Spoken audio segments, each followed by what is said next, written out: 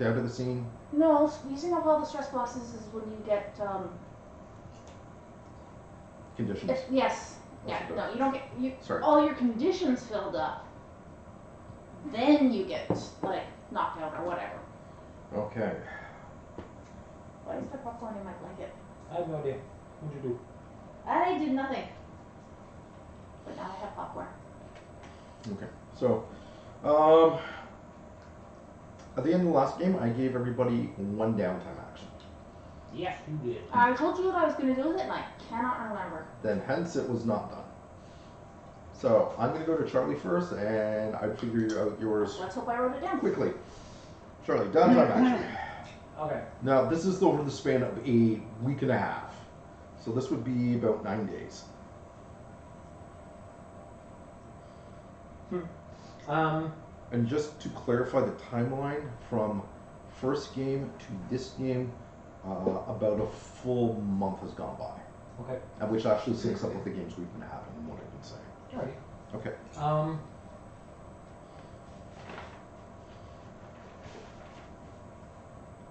Effectively, going his downtime action will be like going full superintendent, because Phil is going to need someone to be there. He also going to need to get paid. Okay, so we've got the full montage. Phil comes in and he's got Bruno with him. They do the montage 80s style where the camera kind of zooms in on the toolbox. You see the lashes go up. You know, they start. You know, you're kind of standing there with the safety goggles. They're going up and getting rid of the one EMP in there. There's the explosion of goo that kind of comes out of the crawl space. And you kind of lift up the goggles. It's the only thing white on you is right there. You've got the other thing where it's Bruno and him go in with these large kind of rifles that kind of bend into fork shapes at the end. You can see the sparks emitting as they go into the plumbing. Hours later, you see steam vents like shooting out the windows, and they're coming out with wriggling bags of these salamanders roasted and thing. But, you know, Phil's got 2 of them. Bruno's got a large bag. They're definitely roasted. You can see him munching on one. He offers you one. So you go through this montage for the week, and the women are bringing you like the older seniors who are predominantly widows in this building for some reason, with the exception of a few people. The pies, like the day 1, the pie. Day 2, there's a pie in a casserole. Day 4, there's casseroles, plural, pies, muffin tins. And you have the feeling that they're doing this so they don't actually have to chip into the countertops. So this goes on, and then payday comes. You wake up in the morning, and forgive me, I don't have her name. The superintendent. Her name. OBS. No, the one who. The owner. Yeah. I want to say Clarissa, but I know that's No, I don't know what the first name is. I have like this something or the other written down somewhere. Sorry. Chesterworth. That's what it was, Chesterworth. You wake up in the morning, and for you did not have you didn't have any nightmares, but you didn't have any of those overwhelmingly positive dreams since they cleaned it up. You just had a good night's sleep. You woke up. That's nice. And then you tripped over something in your bedroom and almost, you know, broke a hip as you kind of pulling yourself back up. Apparently you are also one of the seniors. Because there are 4 large travel suitcases, like 1940s style, you know, the metal clasps at the top and the leather straps on the side. And each one of these things is buckling to the point where it's on the verge of exploding. It looks like the straps are actually what's holding it together. And you can see the dollar bills like stuffed in. It was like a 1940s mobster stuffed a whole bunch of money in the suitcases, strapped them closed, and then made them, you know, had to get rid of the cops really quick. So you've got these suitcases that are about to explode. And there's a little tag saying, here's the money for the repairs. Thank you so much. So right now, the building complex you are in has the aspect home away from home. So you guys can tap that when you are on that property. That doesn't make any sense because that is home. That was what you gave the diner. Oh, sorry, that was what you did. Oh, sorry, looking at my wrong notes. The diner was right beside it. I'm away from home, but actually at home. Actually, this one has got the aspect. It's got two aspects. It has got my favorite fortified fort. Sure. The reason being that when Bruno and Phil did repairs, they upgraded everything by Phil standards. So, can we live there without gas maintenance? Yeah, absolutely. But what it means is that there are now things like wards in place. No. That all the cold iron that would affect you has been removed, and they put in secondary systems. Sorry, what was the name? Favorite fortified fort. So basically, if anybody attacks you in that place, it's going to look like Home Alone 2. Okay, well, maybe I won't be looking for another place then. Oh. Alright.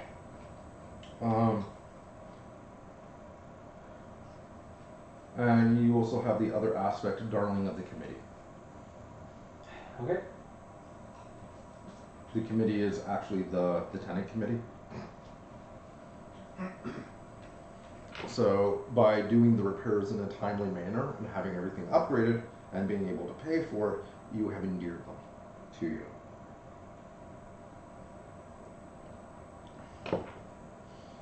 Hence, you receive the pies and the casseroles and the muffins and the cupcakes. They're not just culinary goods, they're symbols of favor that you've won from the 60 above crowd. Apparently, the others, not so much favor. They don't care about repairs. Gladys gave you her peach cobbler. You dog.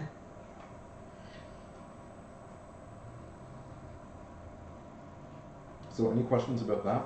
You got two aspects for your location based on that.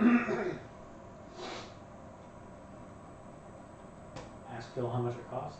Like now, like when you say like everything was upgraded, I'm thinking like all the electricity, everything about the building got brought up to 2020 standards. It did. Actually, it probably a little bit better than that. So, moreover, if it's worded, it can now withstand 2020 standards. Okay. Yeah. However, the building doesn't look that much different. He didn't do any real cosmetic work. Why would he? Yeah, he's Phil, right? It works. It works really well. If a bomb goes off in your neighborhood, I promise you, your building will be standing. Everybody will probably be dead, but your building will be standing. It's sort of like they did the post bombing of Japan photo, and you see the arch there. Yeah. And then you saw like the one like a few years ago when the tsunami hit, and the same arch is standing. And the caption is, "What the hell is that thing made out of? And why aren't they building their houses out of it?" Okay, so Mariah, what's Lucas doing? It was looking into the competition. Okay, so couple things about that. You found out a couple things. First of all, with Bloody Thorns, they're good. They're really, really, really good. But you notice something when you and Raven were kind of scouting them out. They were kind of doing a rehearsal uptown. Raven was able to, she's got a friend who works on the janitorial staff, was able to kind of accidentally on purpose leave the door open during their smoke break so you could kind of see what the competition is like. Mm-hmm. The Bloody Thorns, their lead singer, Tish, Tish, is basically juicing. He is using a magical guitar. The thing is, it's not a gifted guitar, it's just a magical guitar, and it looks completely normal until he plugs it into an amp, and for some reason that just keys the transformation. So when you guys first saw them, you're like, oh yeah, they're good, they're really good, like, they put the hours in, but, you know, we can take them. And then he plugged in the guitar, and you're like, what the hell is going on? Why is my body moving? Why is my body not responding to my brain? Like, it's that kind of thing. Okay, so he's basically, so he's got some sort of enchanted guitar.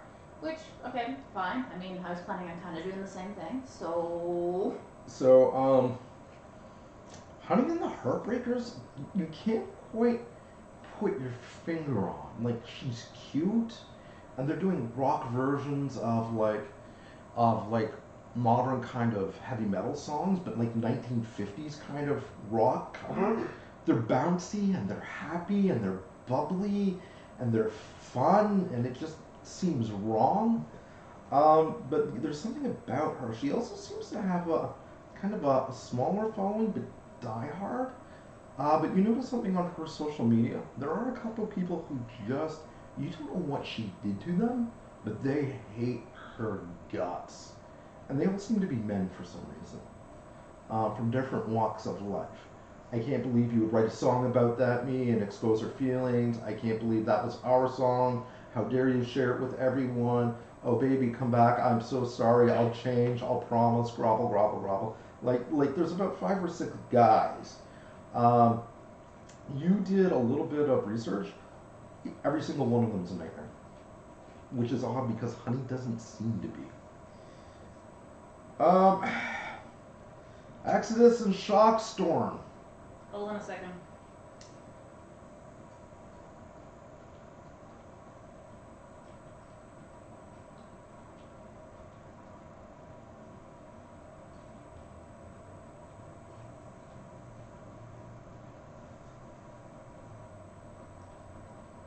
Okay. They are a local band, very, very local. Their celebrity status is probably in a 4-block radius surrounding their garage. But they're branding themselves as basically local boys done good. That's kind of the thing, and they're gritty. They're real gritty. And here's the thing: you can see how that would have an appeal. You're like a Blade. I know what. I'm not like a Blade. I am a Blade. You're a Blade. You know what Arden's really like. These guys are kind of hitting it on more of another level, like. What does that mean? It means that their lead singer worked in the steel mill. It means that their drummer has held down jobs as bartending and bouncing. So when they're singing about stuff like life experiences, you can tell they actually went through this shit, instead of somebody like Tish from Bloody Roses, who's singing about things that sound good or sound right. It's the difference between somebody who's lived through the Depression and somebody singing a song about the Depression. Then there's Sebastian and Tiffany and Alicia and their hand-knit wool sweaters and their custom Etsy caps with elk antlers on the outside that kind of come out like this. Sebastian and the Shitneys. And they've been working on new material. Tidy Whitey Blues, Ironic Latte. Oh good, they're not doing covers anymore. No, they're coming up with their own material.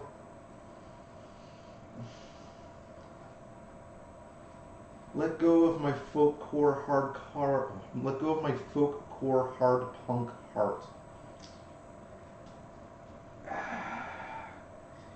And it gets a little bit weirder because they did a publicity stunt. They opened up an all-steak diner and branded it as a vegan cafe. For the sake of irony. So some of their fan base who love them kind of hate them. Well, yeah. But some of their fan base who hate them kind of love them. So. Well, they kind of sound like they more appeal to the vegan crowd, so that really seems like a great way to alienate their entire audience. But one thing you realize is that everybody's talking about them. The publicity works. People know who they are now. There was about a week of public outcry, and how dare they, and what does it all mean? But the old adage, there's publicity? no any publicity is good publicity. It totally worked. So that's kind of what you found out. So you basically, when you're dealing with the bands, you can basically give yourself insider knowledge temporarily, but once you use it, it's gone. Okay, as in that's an aspect. That's an aspect. Do I have free tap? You've got a free tap with it. Okay. Okay, but that's what you guys have got so far. Okay. And if it's gone once it's used, that's not a aspect, that's a boost. Yeah. So treat it as a boost.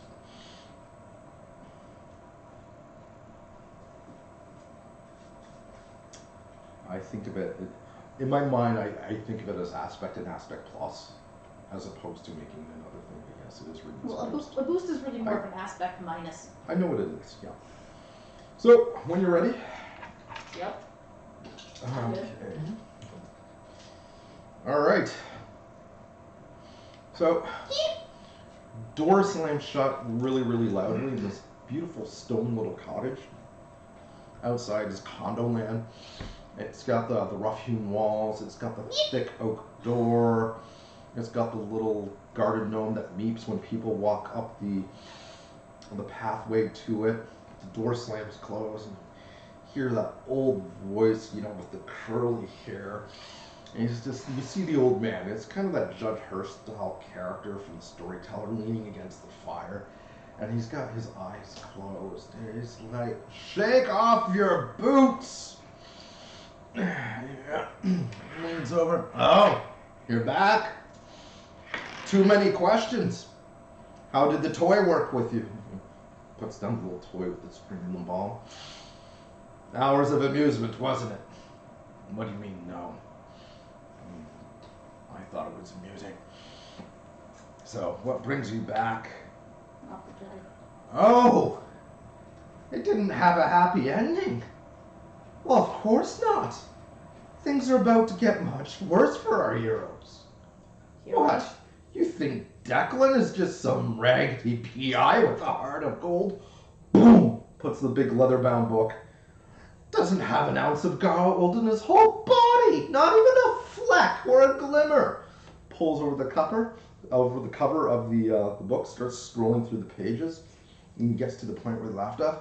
Oh, and you think Lucas has musical talent, born true and pure. Well, I am afraid to disappoint you, my son, my daughter, my friend, my compadre, because in this story, things are not always what they seem, and in this chapter, they get worse. And you just see him pull the page across, and the darkness of the camera kind of descends on it. I did warn you my plan is under market, right? Yeah. Okay.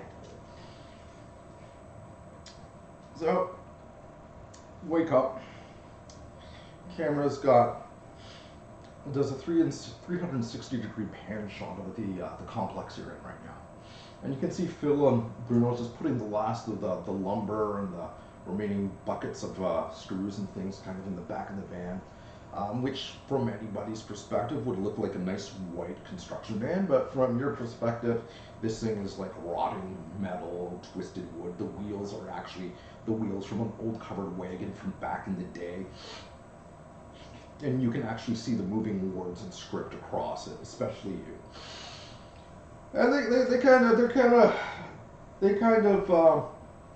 Phil's kind of counting the money. You know, he's going bill after bill after bill, and he sees you kind of looking at him from the window and kind of tips his hat. They get into the van and they start to roll off. And on the radio, you can hear this in the kitchen. You hear the news, and basically the young voice behind it, the one station, it's a local station, KNBZ. And you say, well, today, lockdown continues as 5 other restaurants in the greater Arden area have reported a case of this mysterious virus which has been affecting people. Symptoms include listlessness, the blurry vision, disorientedness, and extreme cases of full loss of vision and comatose-like conditions. Health officials are stumped right now, and the station, you know, kind of cuts over to, she finishes that, kind of goes on to another one. And in other news, the body count in Arden City hit a dirty 30 last night, as random acts of violence have continued through the upper north and east side. Police are baffled at this time. They have called in members of the CDC to take a look at possible food contamination as a source of the cause. Kind of skits out again. And Then you hear a very familiar voice and a special promotion being paid for our sponsors. Saturday, Saturday, Saturday, the Battle of the Arden City Bands. Come on, come all. Walk, kneel, hop, cry. Bring yourselves, bring your aunts, bring your friends, bring your ex-lovers. This will be the battle of the century, featuring Bloody Thorns, Exodus and Shockstorm, Honey and the Heartbreakers, and wait for it, Ironic Elk. Also, there is a new band. Shit, I meant to actually have that as a conversation. Winter Knives. Winter Knives making its first debut appearance with none other than Lucas. Is this Deadstorm or Drawstorm? How do I pronounce this? This is a K. It's not Lithuanian. It sounds Lithuanian. With Lucas Deathstorm. Returning you back to your regularly scheduled program. And they kind of go on and go on and go on. You get a knock at the door. Over the door. It's like, oh, Declan! It's so good to see you again. You're all wasting away. You're so thin. Oh, you poor wee lad. Look at this. Oh, well, I have just the thing, homemade cookies. You know, Miss Azalea there. She's probably about 5'6", hairs in the back, white ponytail. She's got a plate of cookies armed with you. Just wanted to thank you The so much. cookies are armed with you. No, she's armed with cookies. She's there and she's like, I wanted to thank you so much for all the hard work you've done on my behalf. And all the residents here. I didn't do any work. That was Phil.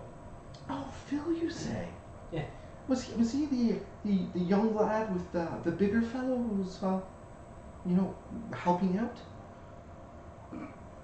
You mean the repairman? Yes. Yeah, that'd be him. Oh. I didn't do anything. I hired him. And that Well, he seems like a nice lad. Yes. You wouldn't happen to know if he's seeing anybody right now, would you? I could ask. Well, I wouldn't impose. I wouldn't suggest that. I couldn't. Everybody. Oh well, if you insist. I'll put in a good word. Ah, thank you. And she kind of gives you the cookies and.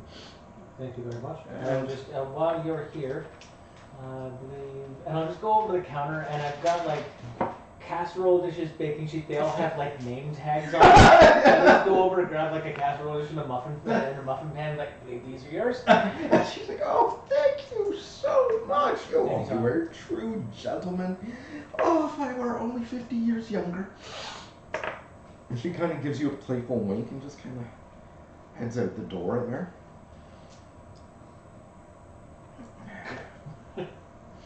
Flirting with the old ladies again? Other way around. There might be a bit. It's always fun. Okay. Hell yes. Oh, planning on heading down to the undermarket today. Pick up some instruments, I guess. Want to join us? Sadly, no. I have counting to do. You have counting. Oh, right. You didn't know. Come with me. You remember when I phoned the owner? Mm-hmm. And I said that I needed about 100K to do all the repairs. And you remember me saying that she was very stoned? Yeah. Cool. Opened my door, just pointed at the duffel bags. Suitcases. Or sorry, suitcases. I used about half of the first one.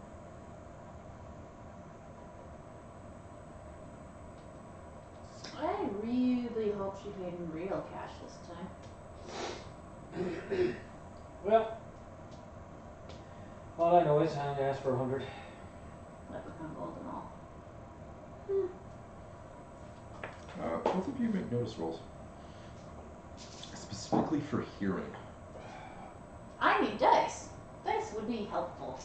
Can you I rolled can you pass me my dice box? I rolled a 1 because it's far too early to be spending Bitcoins to reroll stuff. Okay.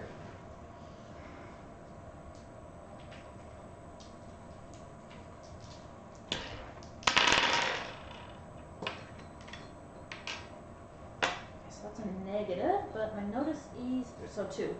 Here, okay. You both get this. You just happen to hear it first. You hear it, you smell it. One thing that Phil did do, and he's very, very, he's resistant one because you guys gave him a lot of work, and he was really appreciative. He gave you a top-end coffee machine. This isn't something you can buy in the street. This looks like a twisted copper spider's nest of tubes and gears and whistles, but god damn, it makes the best coffee you've ever had.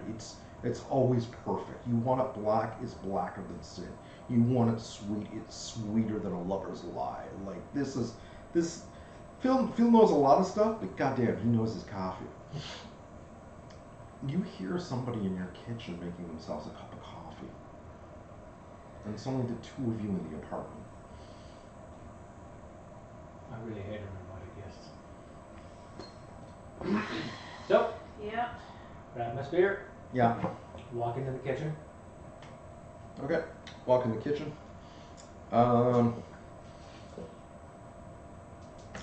Both of you see Sebastian sitting there at your table. He looks a little different. Sebastian? Sebastian.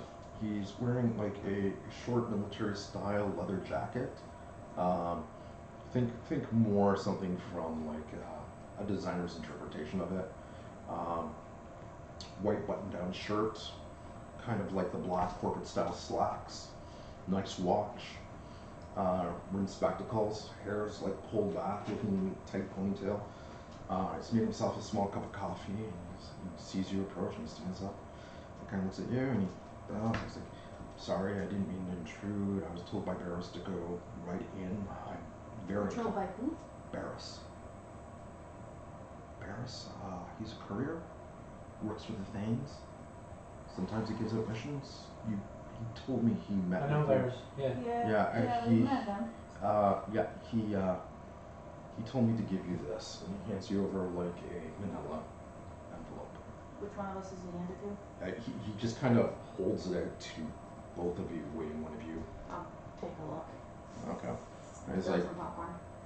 sorry, normally I knock, but he said just go right in and close the door as soon as you get here. So. Does that mean make yourself at home too?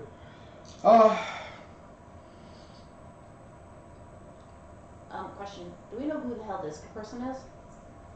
Because you name them like we do, but I don't remember a Sebastian. Is this a Mariah brain fart or? Sepia tone flashback. You remember talking to Barris the first time in that alley. He said to you, if you guys don't accept this job, it's okay. He'll give it to Sebastian. Okay. Yeah. And he mentioned the band and that kind of thing. Wait, as in elk doorknob? Looks like the right guy.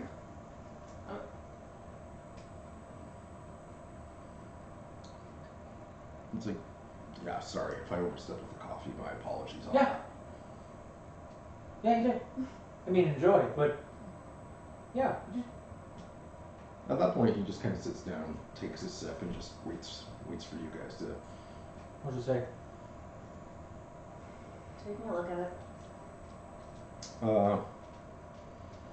It's basically short note, handwritten, not scrawled but not flowing, but like kind of old-timey English. It's like, job well done. They wanted me to congratulate you on smoothing over what could have been a very dangerous situation. More importantly, you did the one thing that we asked you to, be discreet. I wish we could give the same report about more of our operatives. Operatives. Ooh. As a token of thanks. Operatives is actually in quotation marks, literally on the page. As a token of our thanks, he's included a couple of subway tokens from the under market, but he also included it's a flat piece of metal. It almost looks like tin. You're pretty sure, and on the one side of it is a picture of a kraken, and on the other side is the phrase "break in case of emergency." Does he describe what it is? Nope. This is either going to be really obtuse or really serious.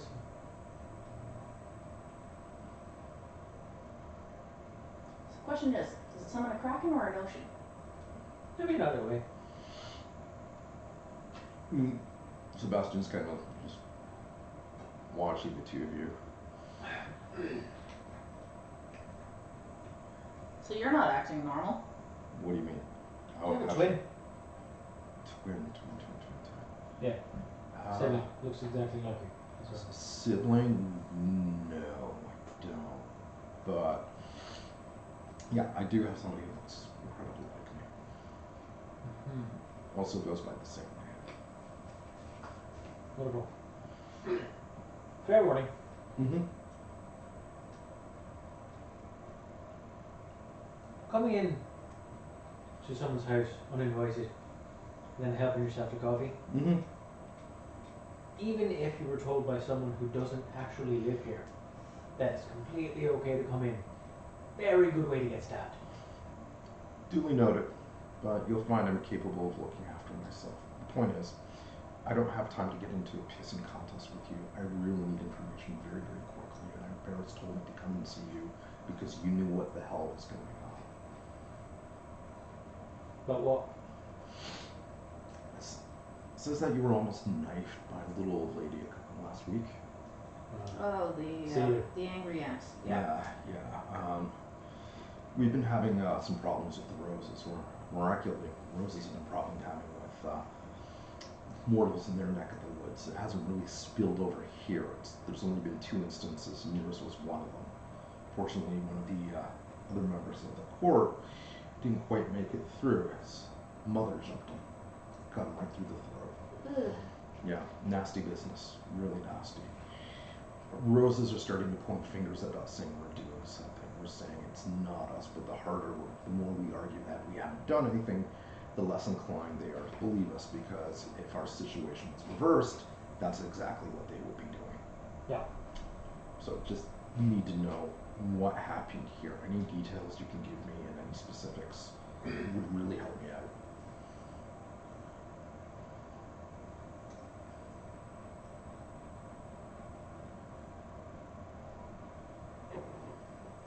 So I don't know if they're related to ants or not, but they look kind of similar. Okay. We did have an infestation of those recently.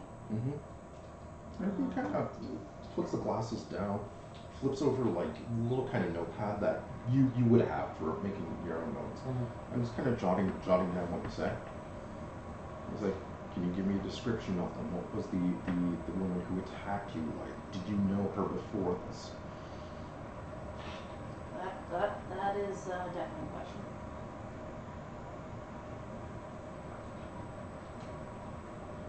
I mean, I've interacted with her a couple times before, but briefly. Okay. Just makes a couple notes on that. I mean, she seems pretty normal. All right. And what was the interaction with this either? How did you deal with it? How did you? Like he's asking a question. He basically wants to know, how did you deal with it? How did you fight it? Did it attack you? Did you recognize it? Have you seen one before? Yeah. Okay. So out of game, Declan is racking his brain because he would remember. I might not. I'm not sure. I was told to keep a lid on this. Mm-hmm. I don't know this guy, Mm-mm. so I'm not giving him shit. Mm-hmm. So I'm just gonna stare at him. You don't your coffee. It's like, it's good, thanks. Great. And he's like, okay, kind of flips the plate. Thank you very much. You've been a big help. Kind of walks out the door, closes it behind him, and you hear the footsteps head down the Lock the door. Yeah. Well, I was doing the same as well, giving a semblance of being helpful. No, fuck that Because guy. the Seether was not what we were supposed to keep a lid on, was it? It was the I was told to keep a lid on others. I was supposed to look in, and I was supposed to look into the whole secret thing. And quite frankly, since I don't know that guy, I don't know which side of the fence he works, or if he's even part of the city. He name dropped Barris. Yeah. Great.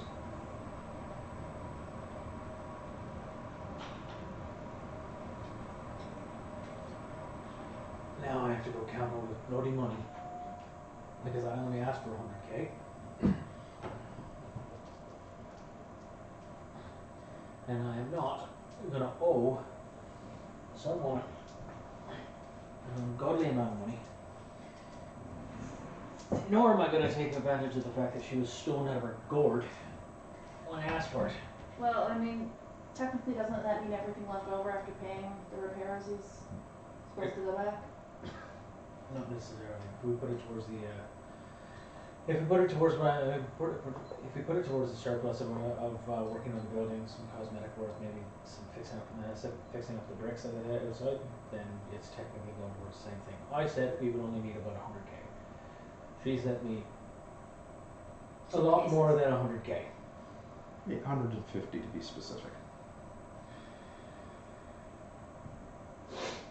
That was just a word. What's that? I'm assuming that was her behind us, so I said hi. No. The GM is telling me. Oh, okay. So I'll just spend my morning counting, and then effectively taking what Phil took, Mm-hmm. deducting that from 100K, taking the rent, taking the leftover, put that aside, Okay. and then contacting the home with the owner. Okay. You try to contact her. Go straight to voicemail. You can leave a message that. Make an investigation roll.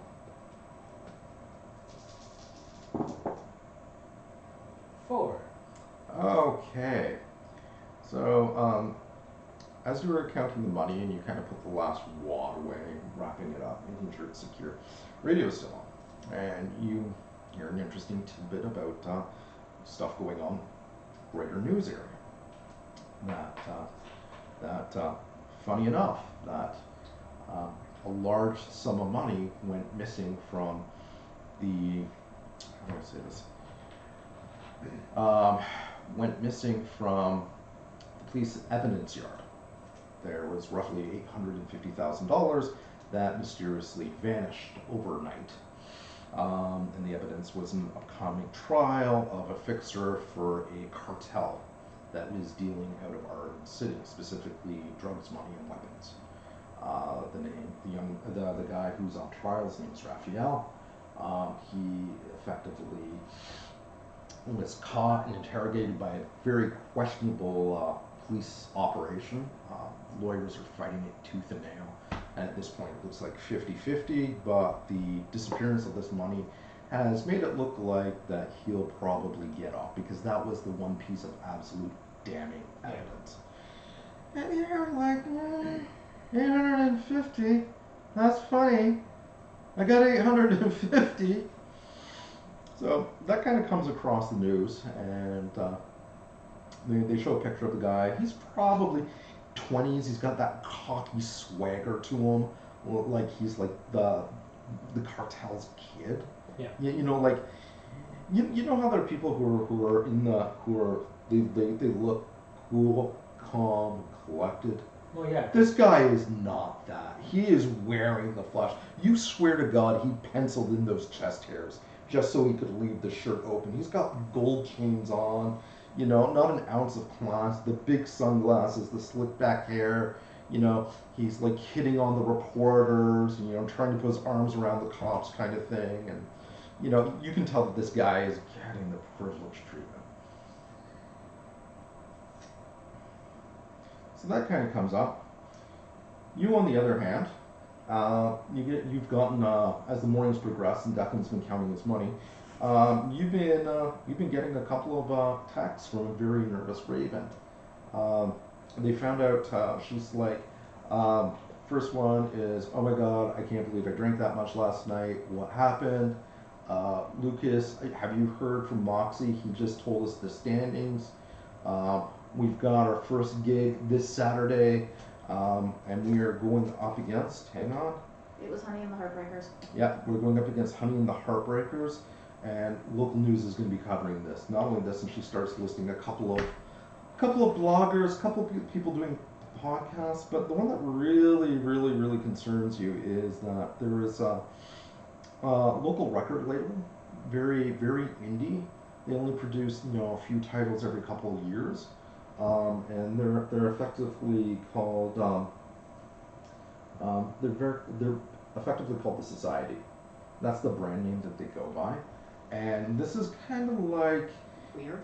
It's very weird. A lot of people aren't known about them, but everyone who's been picked up by them has done well. Rumors are that the Society was actually started by a guitarist for an alt band in the 90s who just wanted his own record label and did really well by it. It's all creator controlled, creator owned.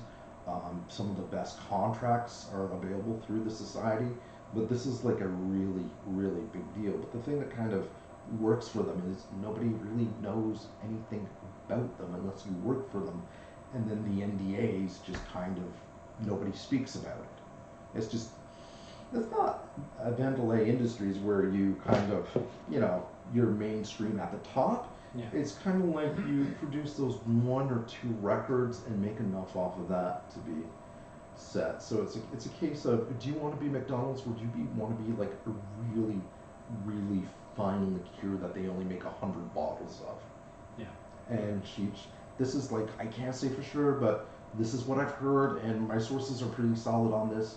Holy shit, we're not ready. What are we gonna do? We're going to the undermarket. This is tough. To get weapons. I know. Yeah. 1, we're going to the undermarket to get weapons. 2, we practice. Not weapons, instruments. Yeah, you meant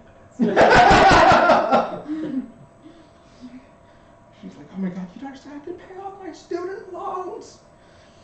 Yeah. Not if it's an indie label. Yeah.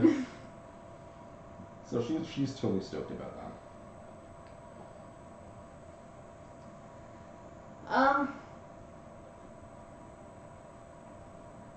I'm going to quickly text Mix. Okay. You in for the undermarket? Mix is she responds and they respond, and they are like totally up for the undermarket. Would love to go. Do you have a token? No. But you must have a token, otherwise you wouldn't have offered to take me to the undermarket. I didn't offer to take you. I asked if you're up for coming. Yes, I'm up for coming. Do you have a token? I might have a token. That's not a yes. No, it's not. If you don't have a token, I can't go, so what's it gonna be? Let me find out if I have a token. Alright. So, is my brother still floating around? Do I have to babysit him still? Magnus is sleeping on the couch still. Kick the couch. What? Magnus, are you coming to the undermarket with us? For what? Well, instruments? Yes, I am. Like now? Couple hours. A couple hours? Yeah, shit, why not? There's also some other stuff I need to pick up as well. Undermarket rides are always good rides. Oh god, do I smell coffee? You have coffee here? Oh, that's great. Hey, is Yes, this... we have coffee. Oh god. Declan, are you done yet?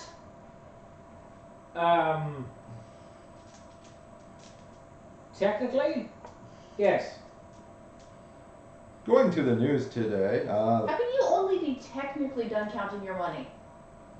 Well, I mean, the finished counting, just there's a moral dilemma afterwards. Yeah, well, Raphael Fortino today. Hey, how's it going, everybody? Yeah, I know, the bigs got me fair and square, but seems like evidence went missing. Funny thing, it's like you can't trust your local law enforcement. Am I right? Oh, hey, you know who you can trust? Family. You know who's better than funny? Uncle Eddie. Uncle Eddie, used cars downtown. Uncle Eddie's used cars. Gotta love the man. As straight as an arrow. Anyway, I'll be in and out in a jiff. Right, take that token, go on without me. I gotta deal with this fucker.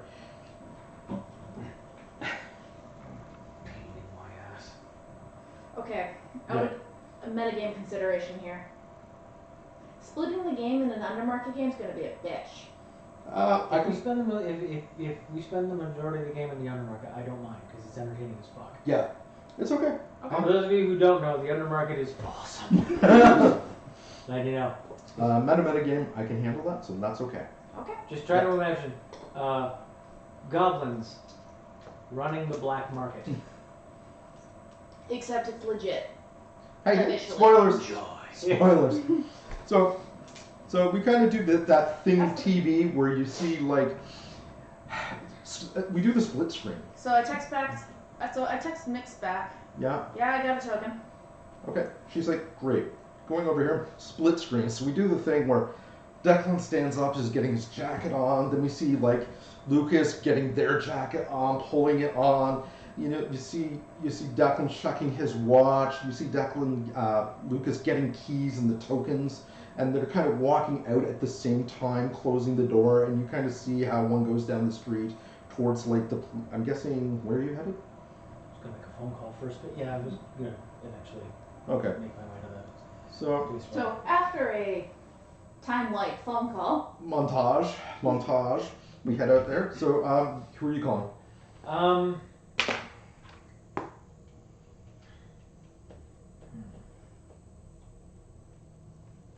What is he on trial for anyway? What's that? What is this guy on trial for anyways? Oh, he is on trial. They busted him in a smuggled weapons sting, and it went really bad, really quick. What should have been a simple, straightforward sting ended up being in a shootout. There were several officers who died. There were several people in this crime syndicate who also got hit. Funny enough, when they took a couple people of the crime syndicate into prison, they committed suicide while in captivity. And the only guy standing right now, the only witness to everything that happened is Raphael. And the only evidence that they had that wasn't botched and is admissible was the money, which they don't have anymore. So he's just, you see him on TV, if his grin was any wider, it would go to the ends of his ass. It is that big. Oh, I know what I want to do. Mm-hmm. Read the money. Okay. Like using my post site. Okay. I'm gonna do a reading on the money. Doesn't that require a spend?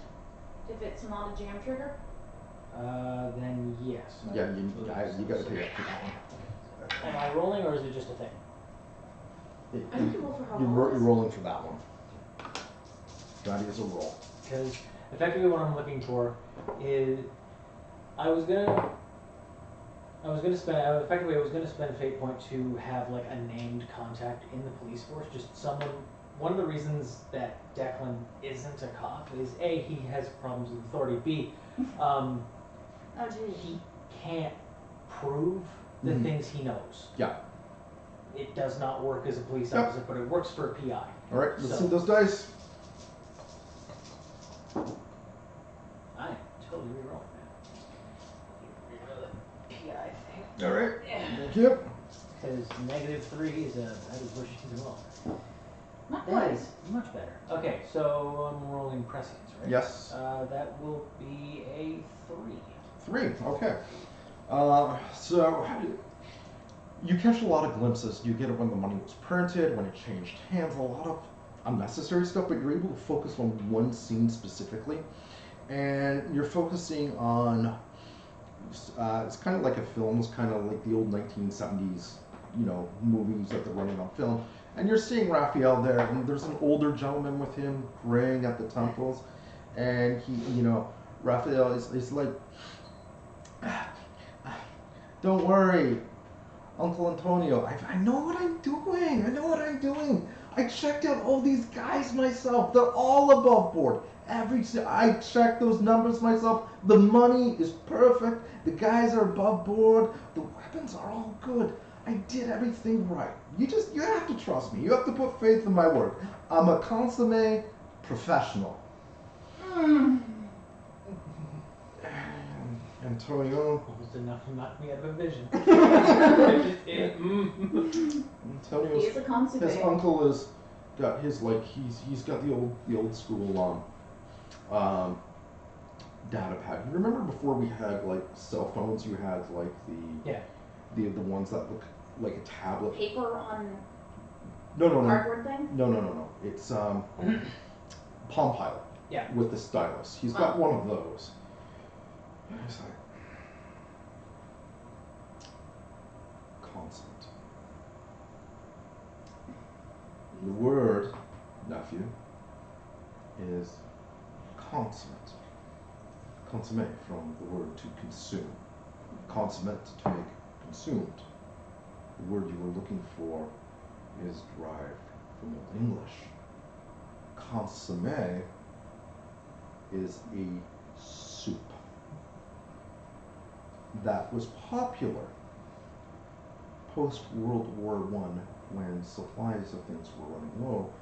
So the peasantry and the commoners had to make do with what they had. They showed initiative and resourcefulness in order to survive. Qualities my daughter, I was hoping, would instill in you. It's like, yeah, that's what I am. I'm an independent soup. That's me. And at this point, like, if Decker was watching a movie, he would pause to walk away, breathe, and then come back and like, all right, I'm good. It's like you see a tall gentleman,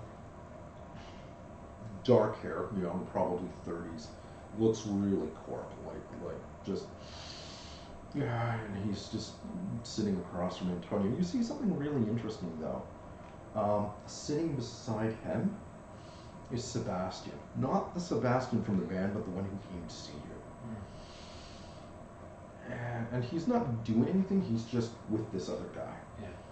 And he's like, so, see, everything's good. We're all friends here. We're all happy. Everything's worked out. Right, Uncle Antonio?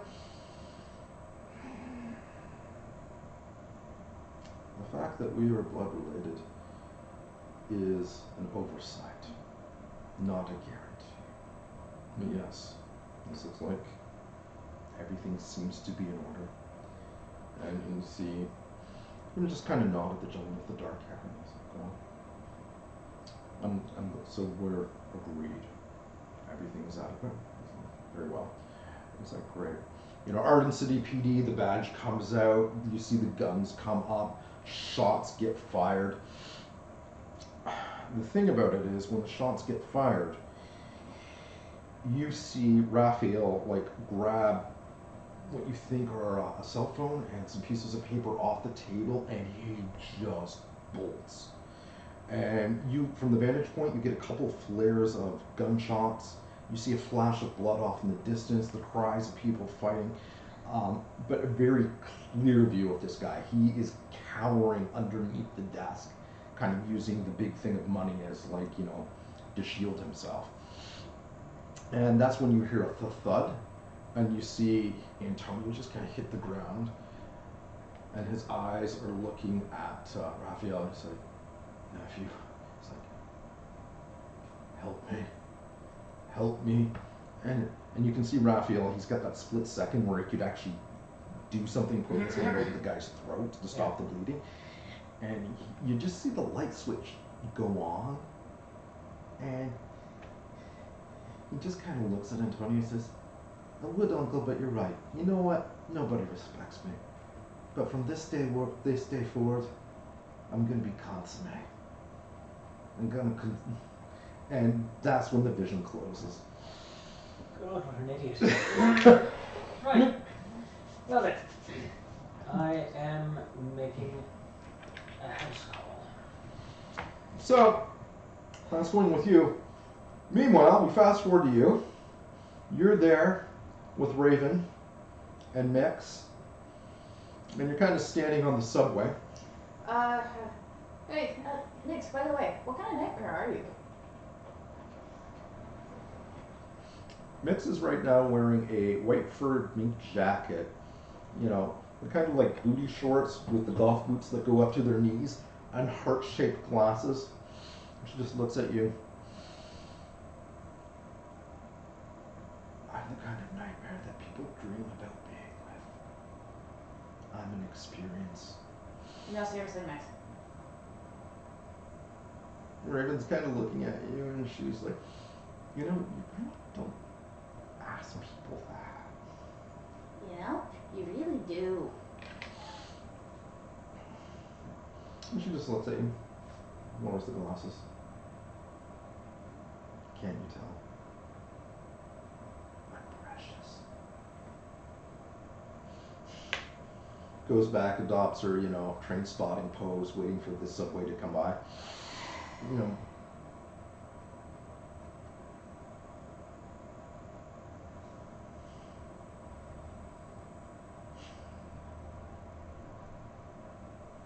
Takes out a cigarette, lights it. That one needs a qualifier. Are you telling her or yes. the GM? She kind of looks at you and just like blows out this crimson smoke from the cigarette. I'll tell you when I'm ready. I'm having a moment. Are you that embarrassed, eh? No. This is part when the penguins go by. You guys are sitting at the concourse, waiting for the train to arrive. And for everyone else, you see like normal mortals kind of hanging out. You see a couple of nightmares. There's one who has an elk's head with these flowers kind of growing out of the horns, you know, wearing like casual business suit. Not corporate, but somebody who kind of works middle management, used to rolling up their sleeves. He's talking with one who's got like a fawn's head, wearing the same kind of outfit. You're guessing if you went to a nice restaurant, not nice and high-end, but nice like a Moxie's or a Kelsey's, you'd probably see them working there. And they're kind of bitching about their shift. Oh my God, can you believe what Bradley did again? I double shifted this. One more time. I say one more time, I'm going above his head. She's like, no, don't do it. He's not worth it. You see the penguins go by, or actually more accurately, the skeletal penguins go by. They're kind of waddling. That feels cute.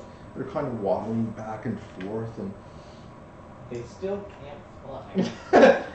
and the two of them are looking at each other. He's like, well, I don't understand why you would say that. I was joking. Oh, in front of our friends, you were joking. In front of our children, you said what you would say. Oh, you just let it go. It was a little of humor. Oh, humor. You embarrass me publicly in front of our friends and colleagues, and you think it's humorous. What would the children think? The example you're setting.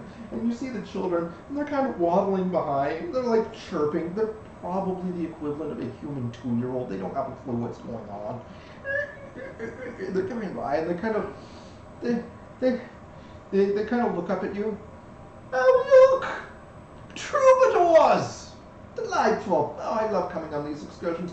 Don't try and distract me. The hooligans, you damn well know it. Now explain yourself. What was wrong with my hair? You look at them and like they have no hair. And they just kind of keep going on having their squabble. And Mix kind of looks down and Raven is like, shit, I mean, you can think it, you don't say it. Oh, so they're kind of going down, and at this point, you know, feline comes up to you. He's about 5'6". Sorry, who does? Feline. Okay. Black fur, beautiful waistcoat, paisley iridescent blue. Comes over to you and says, excuse me, sir, do you happen to have the time? I seem to be running a tad late. Wait a minute. I know you, don't I? You're that person. You know, the one with the string Guitar? Oh yes, you're that person. You're the rock star, are you not? Yeah, star might be stretching it, but yeah. And these must be this must be your bandmates. Mix is like Totally. Mix Raven and Zed. Yeah. Zed's not here though. Wait, what? No, you're supposed to be there. I did not say he was there. Well, then we would have waited for him, or at least contacted. He will be appearing later in game. Okay. Alright, I'm assuming we got a text saying that. You did not. Mix kind of leans over and she's like, we're the heart and the soul of everything. You gotta want to speak up. Oh, and Mix leans over and she's like, we are the heart and soul of everything. And the cat kind of gives a quizzical look. and you? And it looks at Raven. Hi, I'm Raven. Oh, a delightful name. I'm fond of ravens. She's like, of course. Are you? Oh, that's... But, I'm sorry, I didn't mean to intrude, but the time, do you happen to have it? We're in Magic Land now. My cell phone's not gonna work, so no. Sorry. Oh. Last I checked, it was 2 p.m. Probably about 20 minutes ago. 20 minutes. That would make it 15 minutes. Thank you very much. And he just kind of doesn't leave, but he kind of takes he stands like 4 or 5 feet away from you. He's kind of like subway leaves. Yeah, he's like he kind of looks over at you, smiles and nods. I am pretending you are now no longer within my sight. Our verbal altercation has ended. I shall now extricate myself from this situation, but not very far, because I too have to catch this train. Oh, but before I forget, my name is George. George? Yes. Nice to meet you, George. I've done my civic duty. I'm informing you of my acquaintance, and that way we are now officially acquainted, and I may take my leave. Cheers. Over here. Scooch. So as you're waiting, and you're waiting, and you're waiting, you notice 2 things. First of all, there is an incident on the opposite platform. A young teen, about 13, is with their mother. The mother is just yelling at him. Apparently, it sounds like he tried to do shoplifting, but the mom caught him in time. But she is just tearing a strip off of him. Mortals? Yes. But they're not where you guys are. They're across. Okay, so it's like... And that's when the kid just snaps and lunges at the mother. You see both hands grab onto her cap, and he just digs his teeth in. He chomps down and just pulls out a wad of flesh through the pant leg, and the blood starts coming out. She starts screaming, and bystanders by like they run to her. They're trying to pull the kid off. He's literally frothing at the mouth. It takes 4 grown men to pull this kid off of her. At this point, the bottom part of her pant leg is just shredded. You can see the blood coming out. He's still got the meat in his mouth that he tore off, and she is just wailing. They hit the thing, and eventually you've got paramedics who come in, more police officers coming in. They're treating, first responders arrive. It takes about, start to finish, maybe about 15-20 minutes tops. But that time when that situation resolves itself, people just seem to start to go away. Like they take her away, but there are fewer and fewer people. Announcement comes on subway delays. They start leaving the subway. So eventually it's just the Nightmares and the Fae kind of left on your platform and a few on the other. This is totally not how you normally do this. It's weird. Yeah, no, I'm changing it up. Alright. Kid eats mom's leg. Make a notice roll. I realize that was probably a Caesar. I know. And you know, but does your character know? 4. Your character totally knows. Not only does your character know, but the Nightmares on that platform see it. And first things first, the penguins are like, they've got the kids behind them, and they're shielding them from the view. And they've gone from, oh my god, to I can't believe it. What has this city come to? It's not safe anymore. To the Raven is like, holy shit, is that a fucking Seether? And Mix is like, I've heard of them. I never actually thought I'd see them. I thought they were urban myths. And they're like kind of Where are urban myths? Yeah, but it's different. It's an urban myth. They're not supposed to be real. I'm still on the baby penguins hiding behind these skeletal parents who are trying to obscure their view. I'm literally picking one of the kids just looking between your legs like this is doing nothing, Dad. And you see the George is there, and he kind of recoils at this. And it's not so much the blood, it's the sight of the Seether. Just kind of, you see the cat's mouth kind of gets ready to hiss. You can see the hair kind of disgusting creatures. They should be, oh my goodness, how vulgar indeed. It's a shame that you live in this society. I remember back in the day that nest would never be found within the city limits. It's a shame, really. Definitely no nest has been found yet. That's good news. You're just, you know. So they're kind of recoiled. You get the impression that you're not as freaked out as they are. Everybody else is really kind of taken aback by this, more by the seetherly violence. Meanwhile, you kind of have that thought balloon. I wonder if Declan's having a better day than I am. Camera zeroes in on Declan. Kind of like walking up, because his it was Antonio's like what was his last name?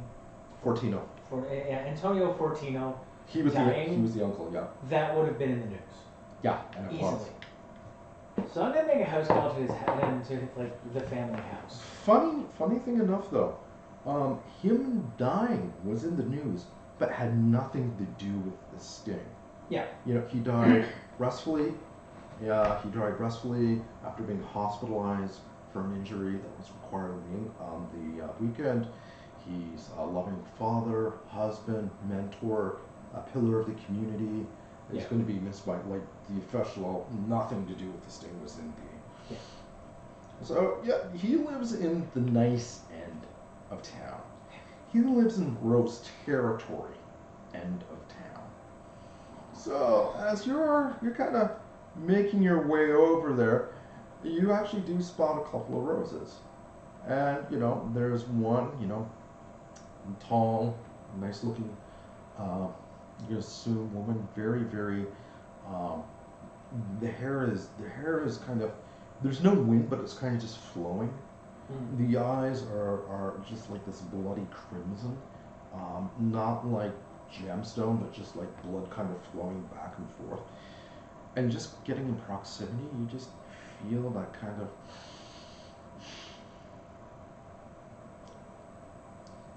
I'm not attracted to her yet. I'm attracted to her. No, I'm not. She's not my type. Confused erection. Confused. Why? I don't know, but we'll be ready. Yeah. And the other guy she's talking to, short guy, stocky, curly hair, skin has got this kind of almost elastic quality. It's sort of think Clayface from Batman. It kind of is molding and forming and reforming. And she's just there nodding. He's like, He's like, come on. Arden City Argonauts. How can you not be a fan? 3 championships. 3 championships in the last couple of years. Nobody's had that kind of luck. They've got to be nightmares. And she just turns to him. They're not nightmares. She's like, sometimes, believe it or not, mortals are capable of doing things on their own. I know, it's shocking, sarcasm, but it happens.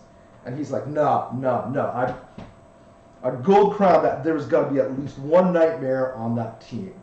And she's just kind of looking at him, smile goes up, and he's kind of like... Gold crown? Yeah. And she's like, a gold crown. Mm-hmm. Gold crown. You really want to do this? Oh, I really want to do this.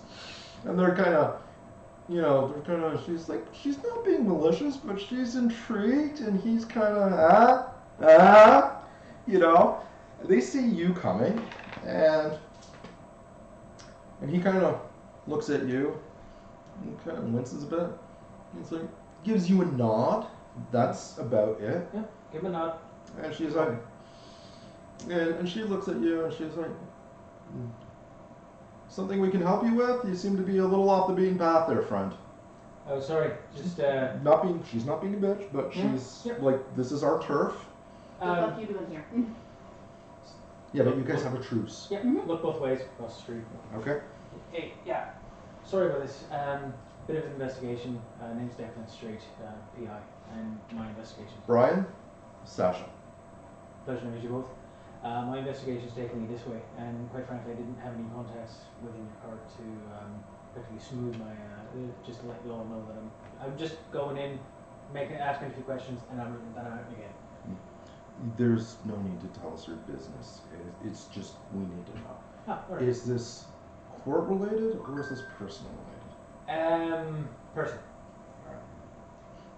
you are aware that she kind of looks around and she's like, I have to inform you if you're crossing in our territory. Mm-hmm. We have had incidents of seether attacks when we were looking for carriers. If you just stand over there, Brian's like, this is nothing personal. No. He's like, It's fine. He pulls out this femur. Yes. And he just kind of, can I get you arms up, please? Right, yeah. And he's just, kind of doing, the one scan, doing the arm, going over the leg. Well, my aim is on my back. I was just like, of course, thank you for letting me know. Goes over, we wouldn't dare think of touching it. No, it's fine. And then he goes over to your side, and the femur starts shaking violently. That's kind of where you got stabbed. Yeah. And he's like, Sash. And she's like, okay, Mr. Declan. And she's like, Declan, just give us a moment, please. She pulls out like a respirator mask, puts it over, fastens it at the back. He does the same thing. She kind of pulls out her iPad. So Declan, it looks like you've had an encounter with the seether. Yeah. Okay. Have you been experiencing any symptoms, violent mood swings, uncontrolled rage, the urge to stab people, the urge to bite people? Have you participated in cannibalism in the last 72 hours? No. Any blood rites, sacrifices? No urges to stab people? You lying son of a bitch! Any cases of unprovoked attacks you have willingly or unwillingly participated in? What do you mean? Have you been in a fight with somebody who has displayed any of these symptoms? I mean the woman who gave me this. Yes. Yeah, my neighbour. Okay, and Stabbed the seether that was on her back from the mouth. I see. Just right there. Okay, so you remove the seether. Yes. Okay, that's good. Surgical removement of the seether. Okay. Nothing surgical about it. Okay, because when the seether survives the rage still. Yeah. That's the thing. Have you seen any doctors about this? Are you on any prescriptions or? It's just a cut. It wasn't a claw, it was a knife. So it was a knife, not the claw of the seether. Brian, make a note of that. Okay, I'm doing that. Okay. So, she takes the respirator off. I think you're okay. And she kind of gets down on one knee and inspects it. You've got a little bit of swelling there. A little bit. No, that's not a Fae infection. That's just a normal knife wound. Okay, so this is what I'm going to do. And she kind of goes over to the car that they're with and pulls out a red case. And she's like, okay, so you're going to take 2 of these. No drinking for an hour before or after. These will help speed heal these and clear out any affection. You might experience a little bit of nausea. If you have any problems with this, please contact your local Fae physician. Right. So take this. No drinking. No drinking. Got it. For an hour before or after. Right. That's an elderberry tablet. It is enchanted. It will speed heal the processes, and they also are a little bit minty. Elderberry and mint. Yeah. Rice. It's actually a very nice combination. Very good. Okay, so she's like, how long do you expect to be in? Honestly, I'm not entirely sure how long this conversation is going to be, but a couple hours. Okay, we'll give you a 4-hour time limit. Can I get you to sign your name here, please? Sure. Okay, and when you come back, please come through this checkpoint, and you'll sign back out again. Right. And she pulls off a copy, and this is your copy. This is my copy. Happy hunting. Thanks so much. Cheers. Cheers. And you hear them arguing. Hey, golden crown. And she's like, fine, Brian, I'm going to put a golden crown on this. And it's like, all right. So, they kind of let you go off. But as they're talking, you know that their eyes are on you to make sure you're going exactly where they... Yep. And as you're making your way towards the house, we have that beautiful montage where it's like, as you're approaching, beautiful mansion, like nice. They got about 24 acres in this part of the city. It's like they've got a mansion in the middle of a park to themselves. And as you're approaching the beautiful, beautiful fences, like the nice high wrought iron fence, you hear a little voice, hey, how you doing, buddy? Hey, down here. Hey, how are you? Good to see you. Listen. What am I looking at? You are looking at what appears to be a ladybug about yay big. Green carapace instead of a red one. It's a large Okay. and is a very large ladybug. Hello. Hey, how are you? Good to see you. You going inside? That depends on if they let me in. Good point. Good point. Good point. What's up? Kind of in a predicament. Like what? Yeah, I was kind of out here doing, the thing. It's the time of year doing the mating ritual thing, and yeah, brought up my material, was putting out all the moves, little side shuffle, little dancing feet, Right. even did the jazz fingers, Nice. working like a charm, Yeah. and future love of my life was right here. Oh, beautiful eyes like quartz, carapace like quartz, a lot of quartz, a lot of love stone. Anyway, one of the little rats came by and scooped her up with a butterfly net, took her into that big mound right there, points to the mansion. I can't get in, iron fence and all, Right. but dude, I put out my A game, and it was a brief moment, but we had the moment, and I'm pretty sure she is the love of my life, and she is going to bear my children right after she eats my head and devours my entrails. And man, I've been looking for someone like that my entire life. Yeah, haven't we all? Yeah, if you're in there and you come across somebody who's just the most beautiful lady pillow you've ever seen, could you rescue her? Lady pillar? Was she about your size? Yeah. You said quartz. Quartz. It's a stone, polished, very beautiful. I know what beautiful. quartz is. Quartz means tons of tellers. I'm just getting a visual here. Yeah. And it was a ladybug. It wasn't a rock. Yes. Right. Yes. Yeah. Okay. Totally. Just Totally. had to ask. And I'll make it worth your while. All right then. I'll do what I can. Hey, shake on it. Shakes on it. Okay, so you've officially agreed to your first Fae. He is not a nightmare. He's legit Fae. Yeah. So. But is he a filth? No, he is not. Well, then you do not have to wear a gas mask. So. Go over the security gate. It's like, ask for Rocco. He's legit. Nice guy.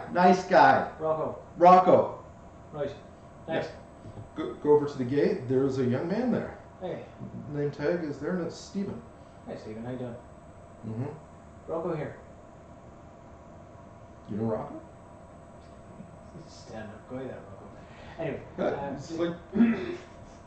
It's You're like. not a rose, you can just If you lie. throw your report, do a report roll on this one.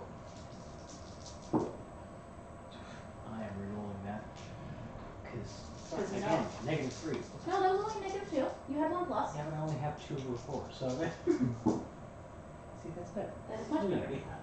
And it's like, and the moment you say stand up guy, it's like, fuck yeah. Yeah, okay, all right. I'm just covering from, he's having a smoke bag. I'll wait. Yeah. Let him finish his smoke. He's They'll like, hurt you. hey Rocco, I got somebody out for you, just take your time, but I can only cover so long, buddy. He's like, you hear him, he's like, yeah, I'm almost done here. Yeah. How's it been since the funeral? It's been difficult, dude. Mr. Fortino treated us all like gold, like family. Like, he gave me the money that my wife and I needed for the house when the banks turned us down. Yes. Yeah. So those stories are actually true then. Yeah. Because you hear them about people like this, but you never really believe them. You know Rocco. You know that he was Rocco's kid's godfather, right?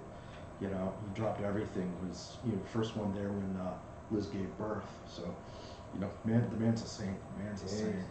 Jesus, stuff going on. And then it's like it's not easy, and then the comms go off. Steven up here. Hey, Stevie boy, Stevie. Yeah, I'm expecting a delivery. Can you make sure that they use the back? That's for where the help comes, and not the front. I don't want them blocking the view of the mast. Yes, Mr. Fortino. Things have been a little bit different since Mr. Antonio's passed away. That's I recognize that voice because I watched the news this morning. The way you wanted to. Yeah, we best not talk about it. Don't get me wrong. Well, hold on a second. You said it was Steven who called? Or No. It was a voice that came over the radio. Yep.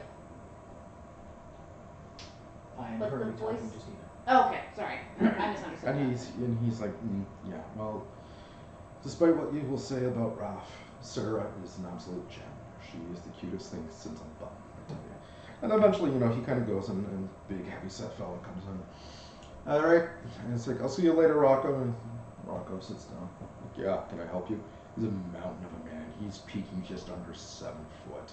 Jesus. And maybe 300 pounds. The dude works out. But yeah, can I help you with something? Do I know you? Yeah, no, I had there's a, what's this really intelligent one today? So I work for Sarah. Sarah?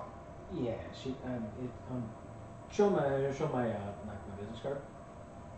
I really can't go into full detail about it, but, You work for Sarah. show my business card.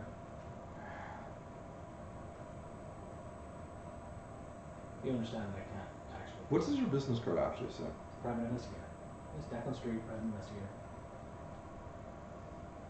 If you want, take a moment, look it up. Do your job. That's cool. Just I can't give any details.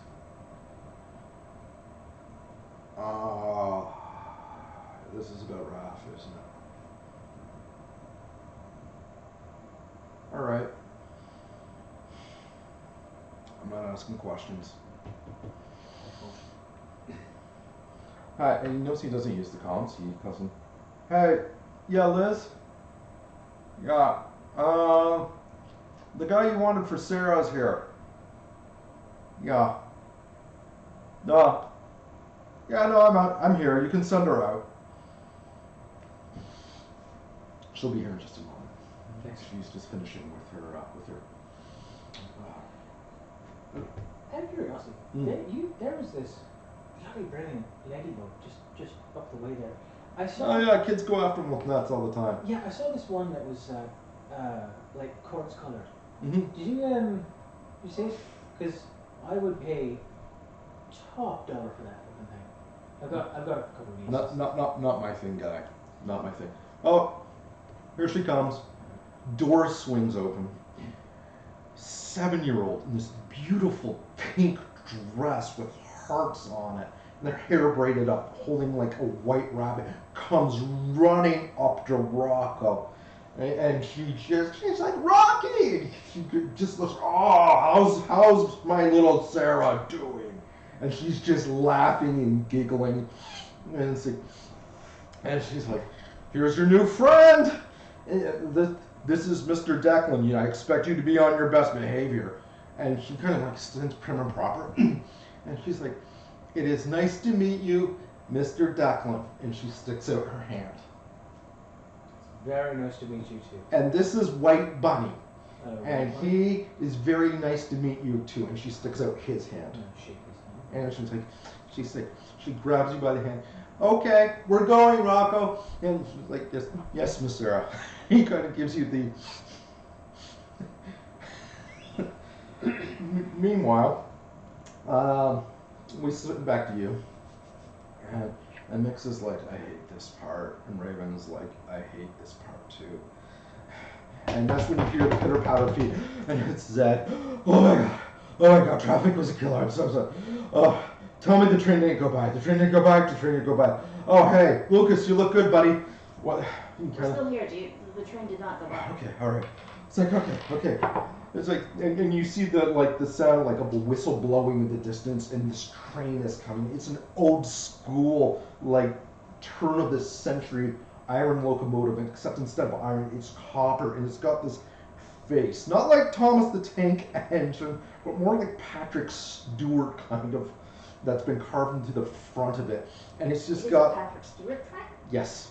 It is a copper Patrick Stewart train. Sir Patrick Stewart. Maybe it was from before he was knighted. Hey, you know what? It doesn't matter. That shit chronologically works in both directions. It's true. Yeah, it does. Yes. So it's coming, and he's got that make it so look. It's chugging. And that's when George says, well, I hope you get a good car. George leaps in front of the train with feline grace and just kind of fades into it.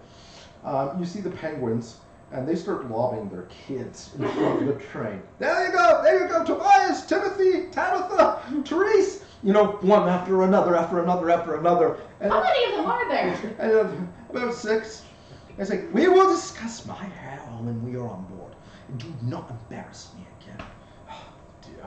You know, and they kind of leap on. Train's getting closer to you. On 3. 3. Make your athletics roll. What are you doing? Ah, not just asking to me. Okay, hold on a second. How high is my athletics? The 2 should be fine, right? Yeah. Okay, yeah, 2. So, you get a 2.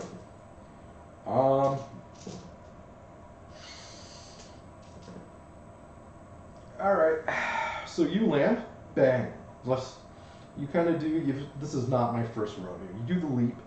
You kind of, perfect leap, and you do the superhero Deadpool landing. Totally impractical. Always hurts the knees, but goddamn, you look cool.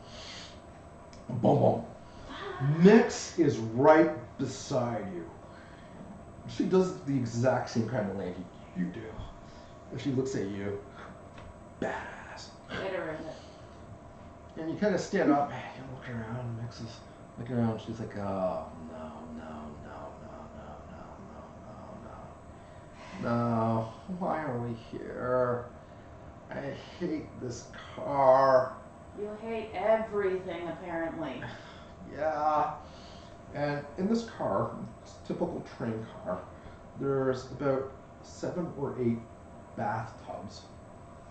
And there's hunks of raw meat beside each bathtub. And then inside of each bathtub, very, very heavy set individuals wearing like effectively scraps of like bikini. It's like they're wearing bikinis, but they're too tight, and you've rolls of fat over their ankles, their jaws, their stomach just heaving, and as they pull out their hands, and you can just see the weight hanging down as they reach down and take a slab of the raw meat, and the mouth kind of distends open, and you can see the razor sharp like shark's teeth as they kind of push the meat in. It's not even that they're chewing it, they're pushing it all the way in, and you see these single cyclopean eyes, and you hear one just kind of push it up and just stuff the meat in, and they're kind of okay. and you see other things like racks of like raw lamb, part of a cow is hanging off, and they kind of look at you. You're not part of the entertainment, are you? No, they're obviously too live to be the dessert or the entree. I'm not having a vision. This is not part of my future. You there, the one who looks like a sheep. Looks at Nyx. Could you pass me the beef beside you? I wish to look into the far future to see what the fashion will be several thousand years from now. Nyx is like, ew, Lucas, don't make me. Don't be rude. Pass the Cyclops the sheep. Oh, sorry, beef. You were the sheep. Oh, I had an uncle who had a bad experience with the sheep. I remember him. Turns out it was a human. I remember him.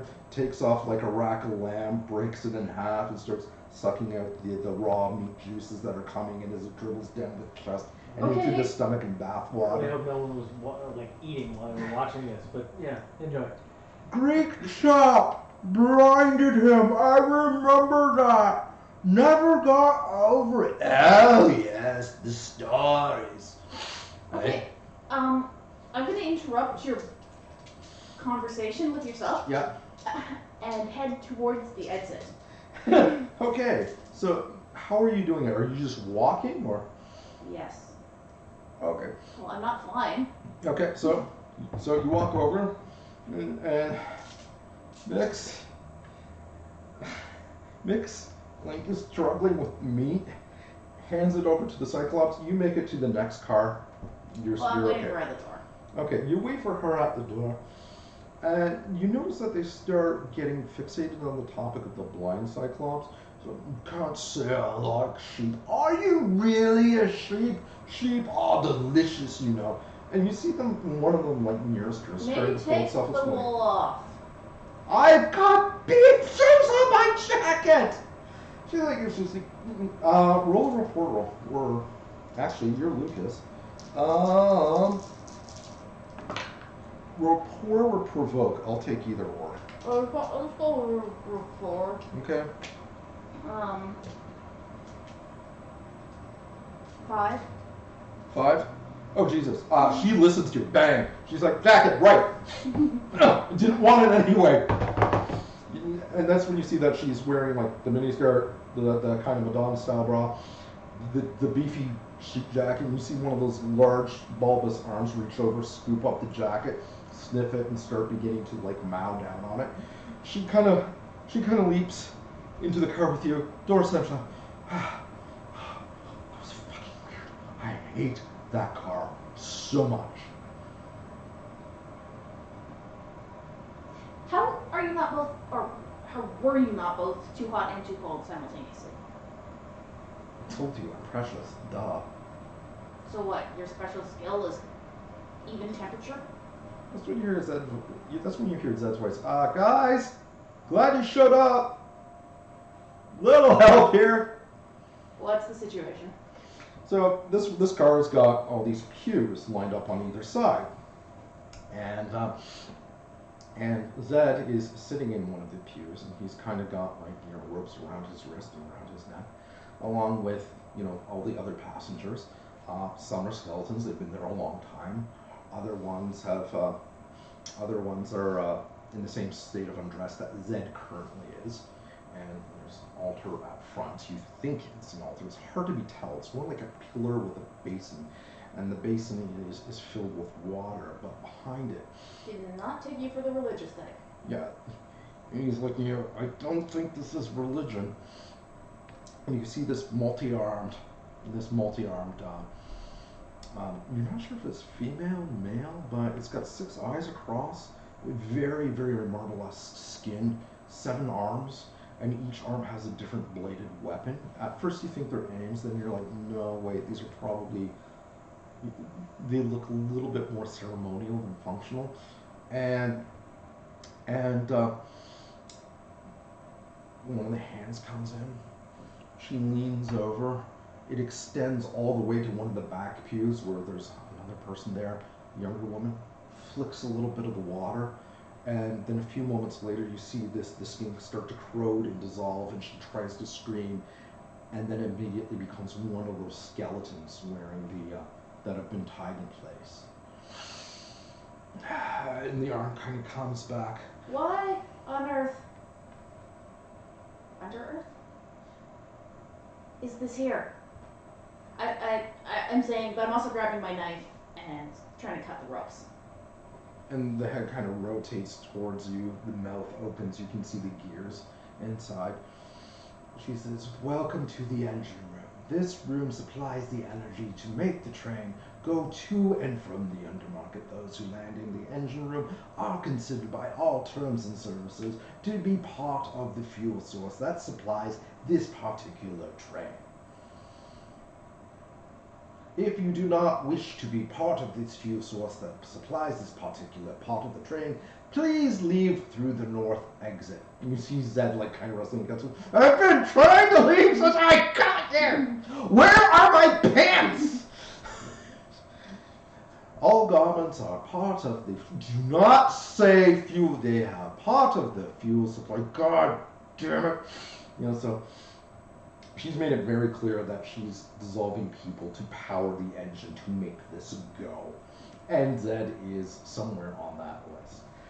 So, cutting said ropes. Go for it. How are you doing it? With a knife. Okay. Specifically my aim. Go for it. I stab the rope. Do I have to roll to cut ropes? Roll physique for this one. Oh, Jesus. Okay. Making me roll to cut ropes. Yes.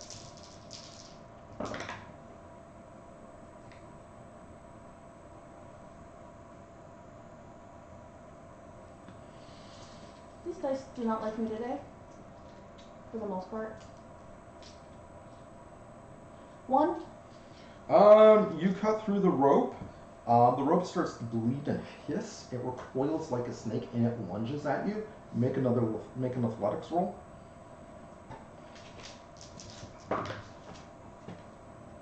Oh, come on. That's my natural. That's 3. 3. You're able to dodge it. It kind of swings around like a whip. You're kind of able to jump it because it's still in tight confines. It smashes against one of the pews. It recoils back up.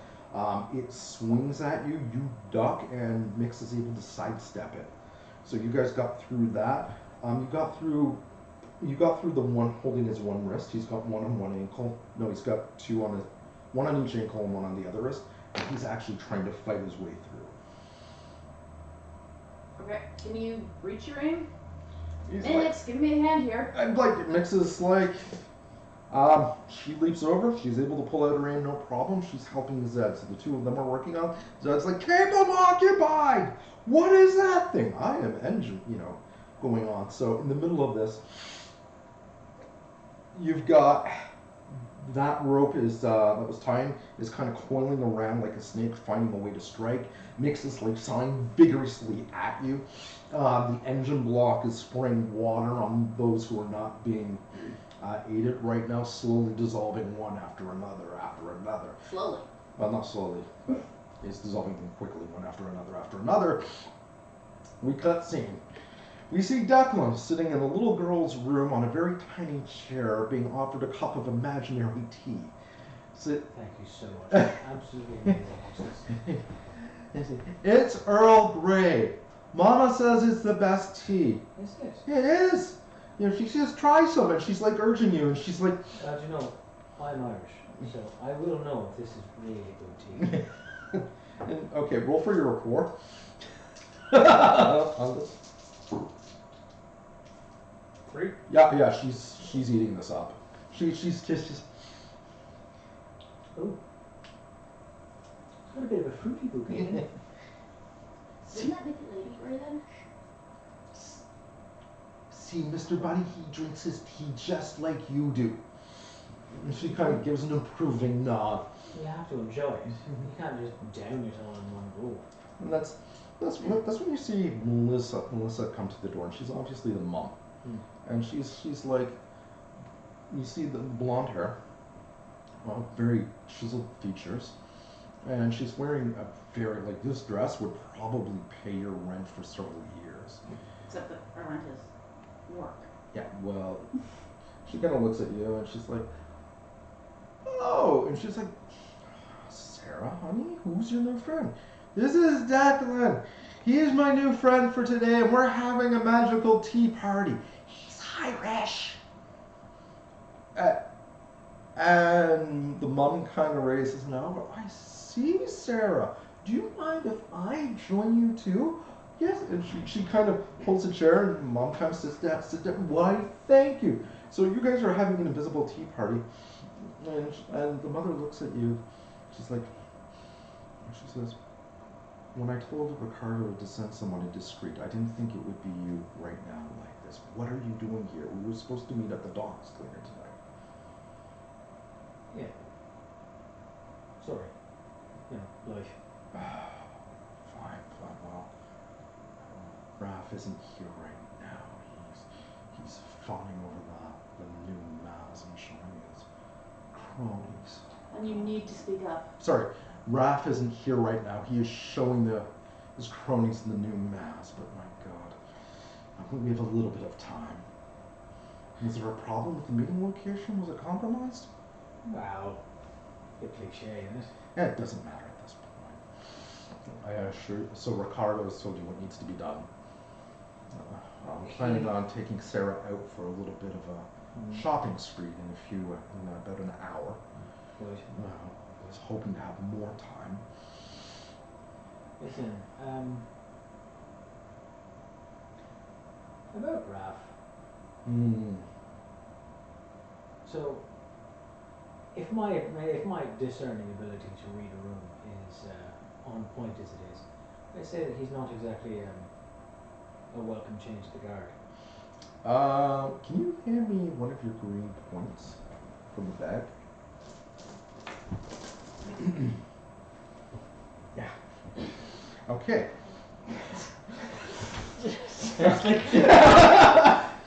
Why? Okay. Again? So you, as you say that, you start getting this itch on your fingertips where you're touching the teacup. The imaginary teacup. The imaginary, no, it's a little plastic teacup, this imaginary tea. Oh. And as you do, you start getting,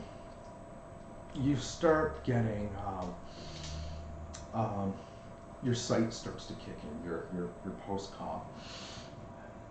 And effectively, I won't go into graphic detail about this, but you get a very, very clear vision of how he treats his wife behind closed doors, and it is not nice.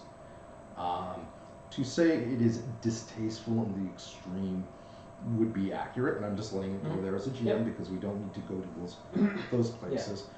However, in exchange for that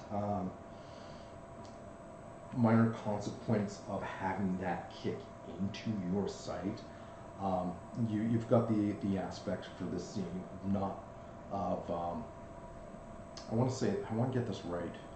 I don't want to call it blind rage, but you're affected by your rage, and you can actually feel the seether wound flaring up. So, so we can say bubbling rage. Okay. So effectively, what you saw sparked that. Yes. Yeah. Should you be giving him a consequence for pretty much something you triggered?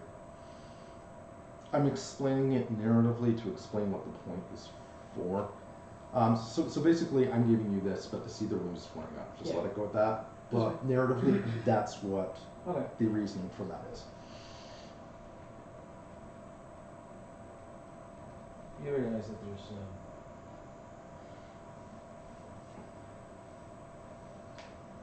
kind of. Which point if I had a refill? Oh, and she looks at Sarah. Oh, I'll go brew a fresh pot. You keep them entertained, Mr. Bunny. Tell them some jokes. And she kind of goes off to the little play kitchen, and you start hear her making the bunny voice. She says, "Why did he chicken cross the road?" I don't know, Mr. Bunny. What is that? Because he ran out of alimony. And Mother kind of looks over and gives the. She is definitely my child. That's actually good. I gotta remember that. And she looks pleased with herself, and she's like pantomiming making tea. So you were all looking forward to that money sticking around you. And I don't know how Raph did it, but he engineered it going away, and we need Raph to go away. And if he is not going to go away this way, I need to find another way for him to go away, and that's where you were hired. Anyway, so I found the money. And eyebrows, she gets really intrigued really quickly. She's becoming very suspicious. So, where would you like me to deliver it? Is there a member of the police department that you trust? She kind of does that thing, and the camera kind of changes, and we're kind of back into the. You're kind of in the back of the fighting of the flailing ropes. Mix is able to got 2 of the ropes off, one off the wrist, one off the ankle. And Dad is like, "This is the worst fucking trip ever." What are you doing? Because there's only one other person before he gets turned into engine fuel. Cut the ropes. Like, same thing. I try and work through the ropes. Okay. Go for it. Get the engine to flick its acid on itself. I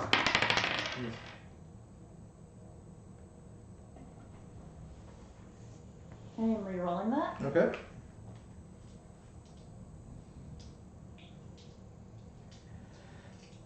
If I can come up with an excuse.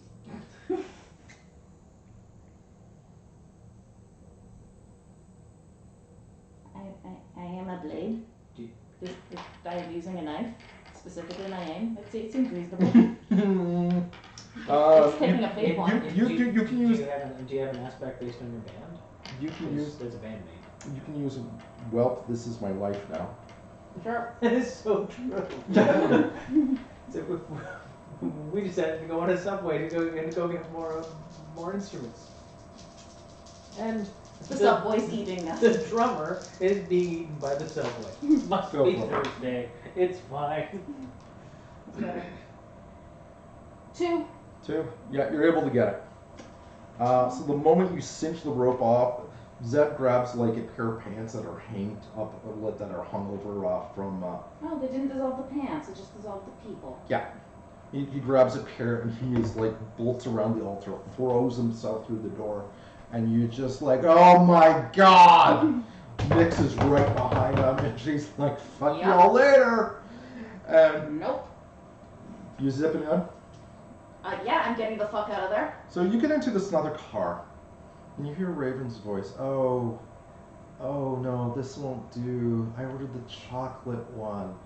And you see the silver plate, and it's got this like 6-inch high slice of cheesecake drizzled lightly with raspberry and little flecks of chocolate shavings on it. And she's sitting in a velvet booth with a mahogany table, and there's a waiter there with a chrome face, and he's like, oh, madam, I am so sorry. I don't know how this could have happened. I will have the chef flogged at once, flogged with the entrails of his own cooking. And she's like, that's kind of extreme. Hang on. Flogged with the entrails of his own cooking. I might use that in a song later, but yeah. Oh, hey guys, how's it going? Check this place out. They got chandelier, they got little coffees. The dessert tray, oh my god, it's so good. I've had 3 of these things. They're like cream puffs, except when you bite into them, they smell like your first kiss. You have to try them. They're to die for. Raven? Yeah? Stop talking. Okay. They're really good. I am flopping into the booth. Hey guys, how are your boots? Hey Zen, why you got no pants? Madam, your espresso is here with the Moroccan cinnamon you ordered. And I don't have to pay for this. Everything in this booth is complimentary. We'd like to try out new recipes. Well, What's the catch? that you simply enjoy yourselves and give us a 5-star review. It should you feel moved in that direction. She's like, Moroccan cereal is really good. Like, I'm digging it. There's a little bit of a bite to it. It pairs well with really creamy things. Oh, yes. The pastry oysters. Huh. What are these from? Pastry horses. Huh. I didn't know they laid these things. No, they're from the China. And that's when Zed kind of answers, it's not really important at this point. They're just good. You enjoy them putting pants on. The fuck? You've been here in the dining cart the whole time. Well, we've only been here for a little bit. I only had, a couple pastries. She's had 12. Would you like more? His face goes red. Well, yeah, some for my friends. Well, No, I'm good without the horse testicles, thanks. The whipped cream, the pastry, the what? I was like, oh god. So it kind of goes in this. Don't leave him hanging. Come on. I wasn't So looking. Maitre D comes back, hands you each menu. Will you care for anything? And Mix is like, yes, I want like the, I don't know. Can you do like a deep fried ostrich in a chipotle sauce with like herb and garlic fries and duck broth gravy? It's like, yes, certainly. This is one of our favorite dishes. Comes back. Fuck. I didn't think you could do it. Shit, I've got to eat it now. Yes. I can't do that. I'm vegan. And yet. You should have thought of that before you made the order. And Raven's like eating an arm. Okay, so here's my favorite horse vegetable. They're fucking delicious. It's like creme brulee in my mouth. Or it's just like Oberon Raven? came in your mouth. Like, fuck you, Dad. He's like, I'm just gonna have a beer. As you wish, sir. And you whining us. Is the food mundane or magical? Depends on the rating. The waiter comes by. Sorry, you had a question about the food? Yeah. Is it mundane or like magical? Oh, it's magical. And Mix is like, it's what? And Raven's like, what? And Ted is like, huh? Really, guys? You didn't stay with us and you said it was free.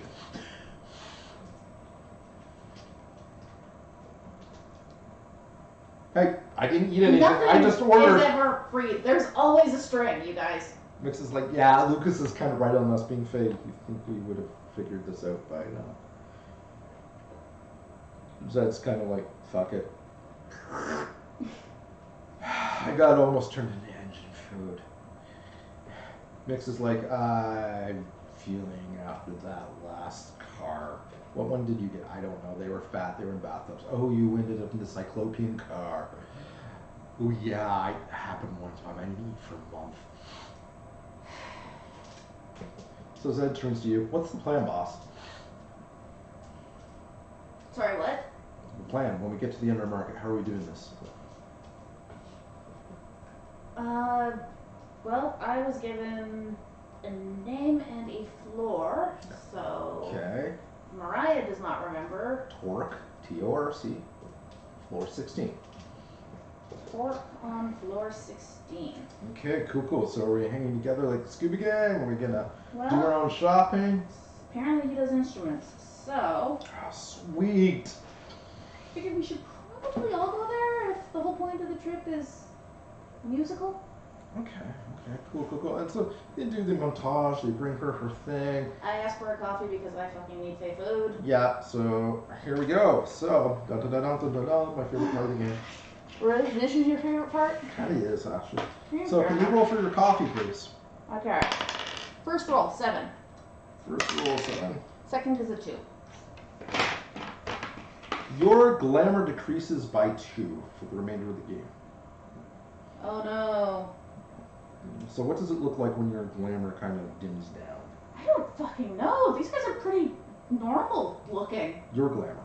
Yeah. Yeah. Yeah, You know how Moxie has got that kind of effervescent joie de vivre, and you know how you look at Moxie when he comes in dressed the way he does? You notice that your bandmates are starting to kind of give you the Moxie look, and you know that look. Hey, Moxie, how you doing? They're kind of giving you like, oh, wow. Wow. That is it. You are here. You are definitely in the room with us right now, the same room. Can I get you to roll for Zed, please? guys, why are you giving me that look? 3, Yep. and then 5. 3 and then 5. Okay, you get to choose. Is he choose love or hate? Oh fuck. Which one? Which version? You fall in love with the next person you see, or the next person you see falls in hate with you. Oh jeez. That's not good.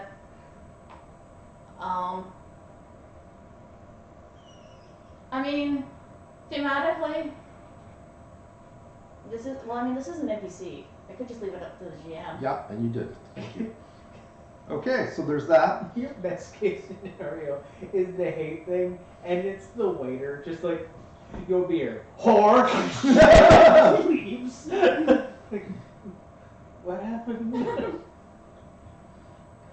Okay, so I need you to roll for Raven. How many times? 6, 8.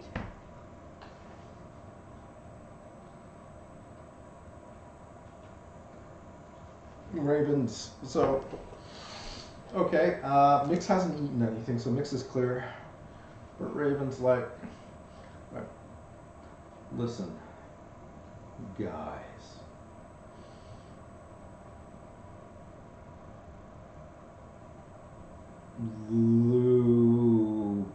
Lucas. Why are you Is talking like this? not wrong.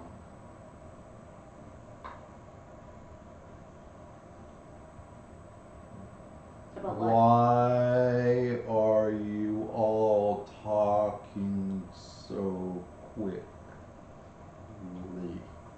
Great, so she turned into one of the sloths from Zootopia.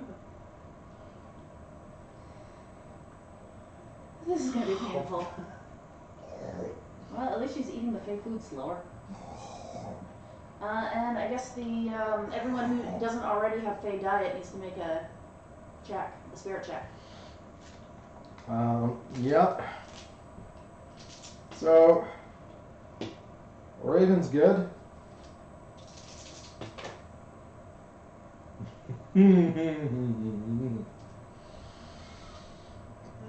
Really? Raven's good with the amount she ate? Damn. Yep. Zed, on the other hand, waiter comes by. Oh, I see you're a musician. Yes, are you? Yeah, I'm a drummer. My sister dated a drummer once, but only once. Why? What happened? How dare you? Lifts up the beer, dumps it on his head, strides off. And drummers aren't musicians, they only hang out with them. Slams the door. The kitchen is closed! It's like, the fuck did I do? People just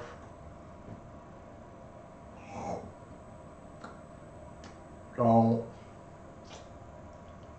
like you. Right, Lucas? Oh god, you're driving me crazy. And no, that's bullshit. That's when you hear like the engine kind of whistle blows, starts slowing down. Last stop Undermarket, 23rd floor, and you hear the doors hiss open. People start piling I'm out. just dragging Raven out. Raven. I'm not letting her go at her own speed. I'm just like yoink. You're kind of pushing her out there. We're going to get killed. Slow down. You're walking. Nick said, help me trigger faster. We're never gonna get to the door. So Zed's got her like piggyback style. And he's like, oh god. And I think of all the things she could have ordered, a salad would have been on the list. So it kind of cuts there. Back to you. So Melissa kind of turned to you. You found the money, but Ricardo said you were here to do it. Hit. I'm confused. What's going on? Ricardo did send you, didn't he? No. And she starts. It's fine. We both want the same thing. Just, legitimate. It was Antonio. Of course. The bastard let him die, so he's gonna take ours. How do you know that? Were you there? No way. Looks at your card. Alright. Declan? Sarah, honey, how would you like to go shopping for some new toys? I don't want any new toys! What about Mr. Bunny? Does he want something? He wants all the toys! Sarah, go put on your shoes. Okay, Mom. Alright, she leans over and gives you a key. Sarah and I will be at the mall. We will be at the Disney store. We will make sure we are safe. None of this traces back to us. Right. You disappear after this. Yeah, do you have anyone in the police department that you trust?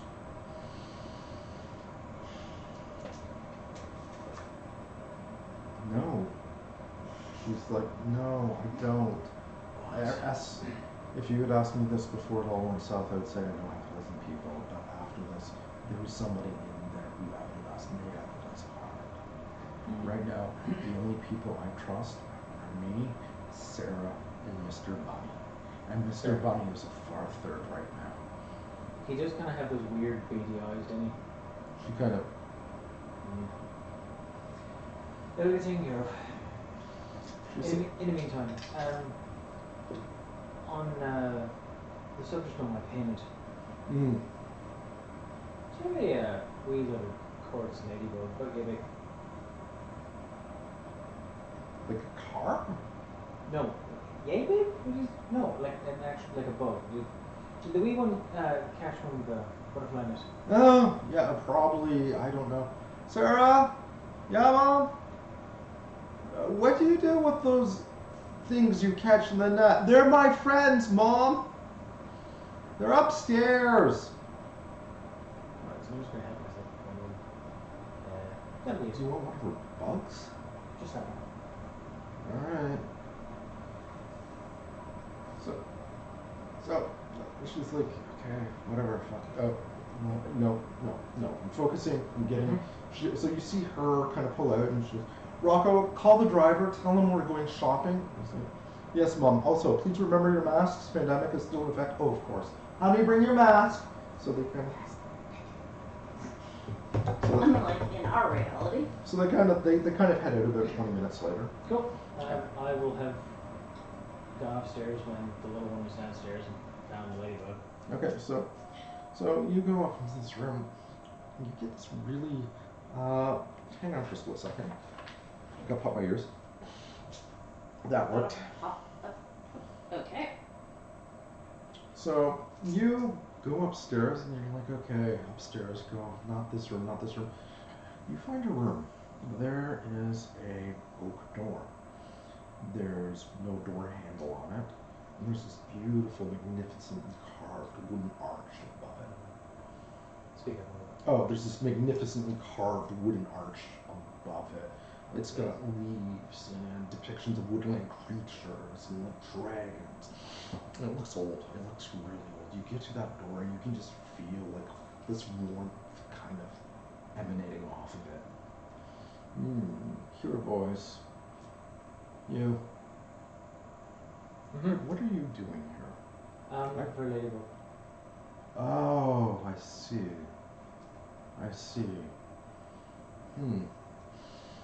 Well, I guess I could let you through.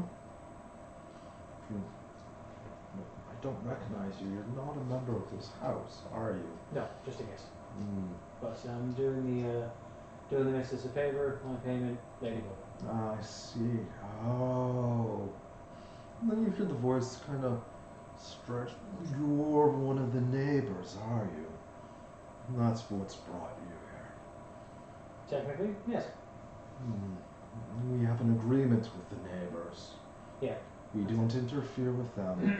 They don't interfere with us. Yeah. I talked to Baron and Sasha. They know I'm here. I'm on a bit of a time crunch though, because I only have like a 4-hour window. You struck a deal with whom? Whom has given you permission to be here? I don't know, Baron or Sasha. It's not so much permission to be here. I mean, the missus knows, and the missus, the lady of the house, knows that I'm here. Ah, Melissa. Yeah, she's nice. Elizabeth. She gave you permission. Yeah. Very well. You know what to do. I will warn you. If you are being deceptive, you will never pass through this door again and remain trapped in there. Alright. I've never actually been in this door, so I don't actually know what I'm doing.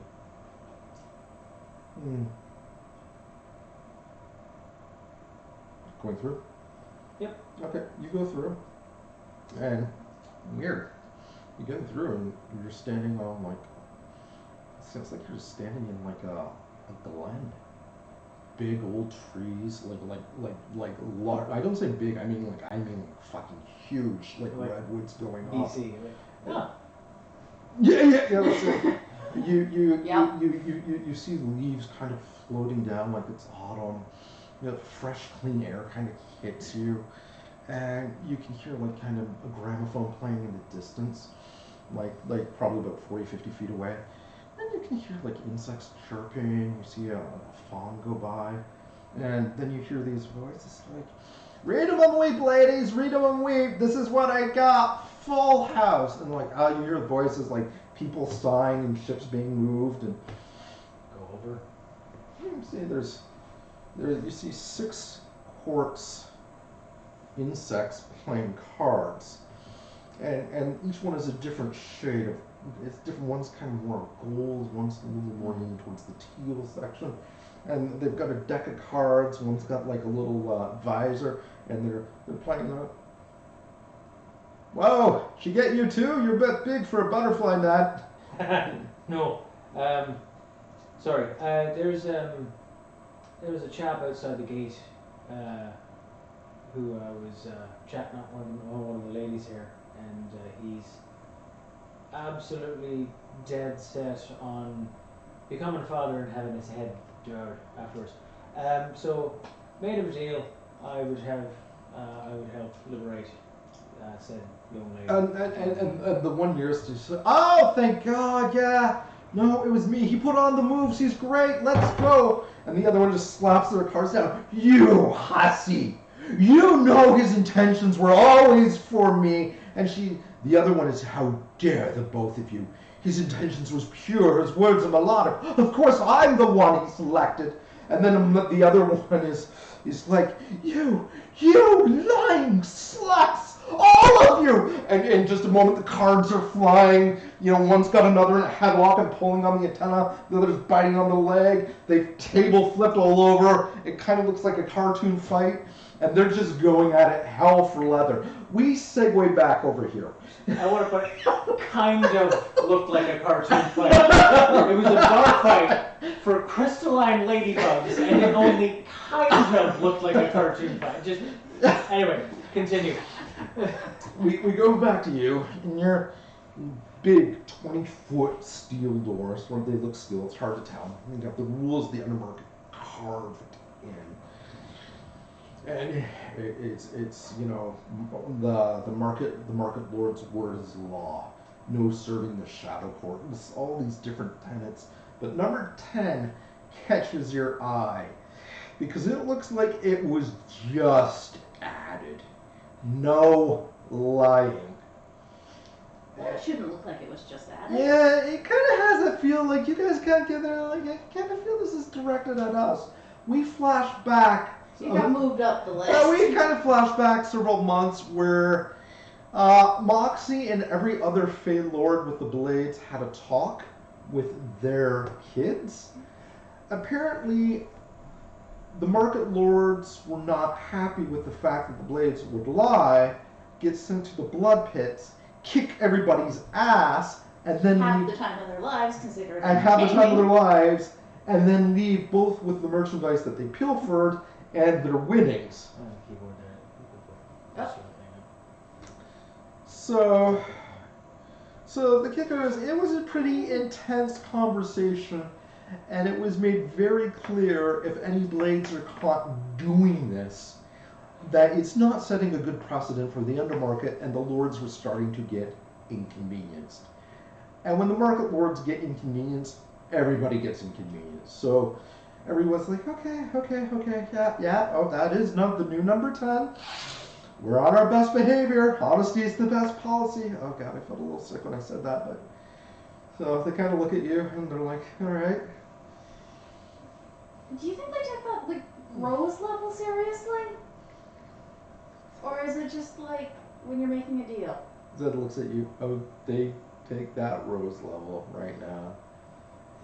You kind of step onto the promenade. Beautiful, expansive promenade. You're probably maybe 72, 78 stories straight up vertically. You said we were on the 23rd floor. Yeah. I said it looks like. Oh, okay. You're standing on this ledge and there's this great open space. It's like you're in this gigantic mountain chain. And the inside of it has been carved out, and on the edges of it is this promenade, these walkways with these endless shops. You've got shops that are dealing in clockwork fruit with goblins that have the head of eagles in business suits hawking their wares. You've got little boutiques with deer-headed women that have beautiful woven grass dresses, and beside them are pixies with raven heads and crows kind of flitting about, answering questions with iridescent vials, helping people. Are these pixies with raven heads, space, and crows flying around? Or are these pixies, space, with raven heads and crow heads flying around? The second one. You've I like the idea of eagle goblins hawking something. You've actually got there's a couple stalls near where you are where they're promoting living artwork, and it's exquisite. Like, and I'm not talking like fine bougie art that you would see at the museum, like historic masters. This is stuff where it's like they've got a gladiatorial's warhammer brilliantly carved with moving relief, showing the battle it was first used in. They've got a statue of a nymph who just kind of smiles, and as you walk by it, she kind of what? I just realized something. Where did what's his face end up? Who? Magnus. Brother Magnus. Yeah, you're right. You did realize that. I keep reading. And the art stall with the nymph sculptures and these beautiful, beautiful work, gilded pieces of art in bronze and marble, has a really odd-looking goblin.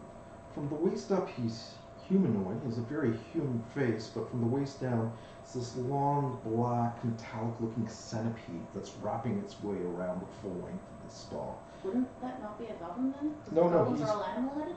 Yeah, but he has a human head. That's why I said he's an odd-looking goblin. And he's kind of leaning back, and he sees you come in, and he smiles politely, and that's when you see a chariot driven by several goats go by, and they're flogging what effectively look like robot humans, and they're doing the rickshaw thing, and you can see there's several nightmares, and going by, taking in the sights, just as small denizen kind of perches in front of you on the railing. It's got the body of a stork, and the head, it's got two heads, and one kind of looks like a cat, and the other kind of looks like some kind of very large scorpion, and they kind of look at you. And they're like, oh, it's time here. We can be of service. For a small favor, we can guide you to where we need. Oh, yes, we can guide them. There aren't that many guides as good as us. We see it from every angle, above and below. Just a small favor. Paid in compliments if you don't mind. We're having a special. It's a good special. A lot of people like to compliment us. It's the best kind of payment. You can take it anywhere you really can. Are you able to help me find someone? Oh, we're able to help you find lots of people. Oh, yes. We're very good at finding people. Yes. There's one over there. There's one over there. Oh, there's two on either side of you. Look at how good we are at this. A specific guest. Well, it depends. Does a specific guest have a name or yes. a face or? All right. You would be able to? Yes. Well, I guess that. But very cunning of you. We're not stupid. Would you hire someone who's stupid? I don't think they would. They look so smart and very attractive. Except this one. This one looks a little eccentric. But we like eccentric. Which one were they? You. That should not actually really be part of my glamour dropping. It should probably be the weirdly attractive / possibly somewhat leprechaun-y. You're a musician? Yeah. You're eccentric. Yeah, That's what you walk in like with your bandmates. You're obviously the leaders. So they've got, it's like, oh, what do you do? I'm a banker. Oh yeah, that's interesting. You're an accountant. What do you do? I'm lead singer in a rock band. We're gonna be famous. Huh! Oh yeah. Yeah? To be fair, Fae eccentric is a little more off the charts. Okay, so. Anyways, yeah.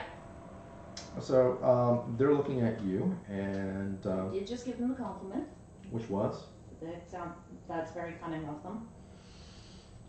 They're like, thank you. It's true. That's very much a fact, but not quite enough. A little bit more, please. I mean, how desperately do you wish to find out? Oh, it must be very sick. It's being cunning. It is a compliment. Is it? Is it really? It's more truth. It's like saying water's wet. Is that really complimenting the water? Well, wet is not something that has a positive connotation to it usually. Whereas cunning. But, let's see.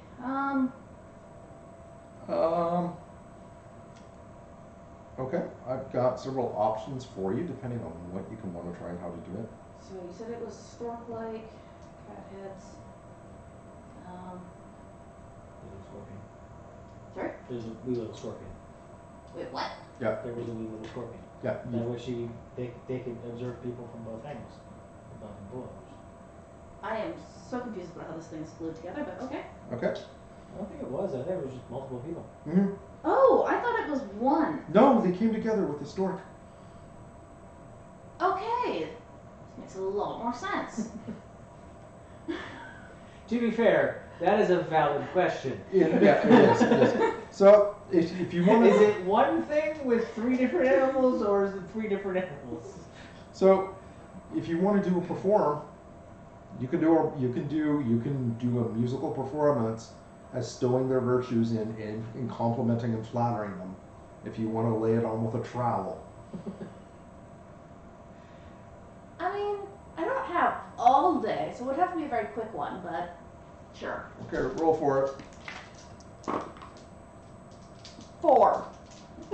4. 1. 2.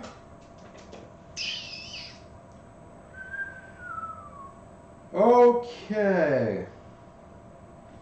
So, Mr. Luck is like, so describe how this, you kind of pull out the guitar, how do you do this? So compliment their cunning, because I already did it, so may as well build it in. Alright, Shiny feathers and fur yeah, and scales. yeah, Or, no, not scales, Scales. carapace. yeah,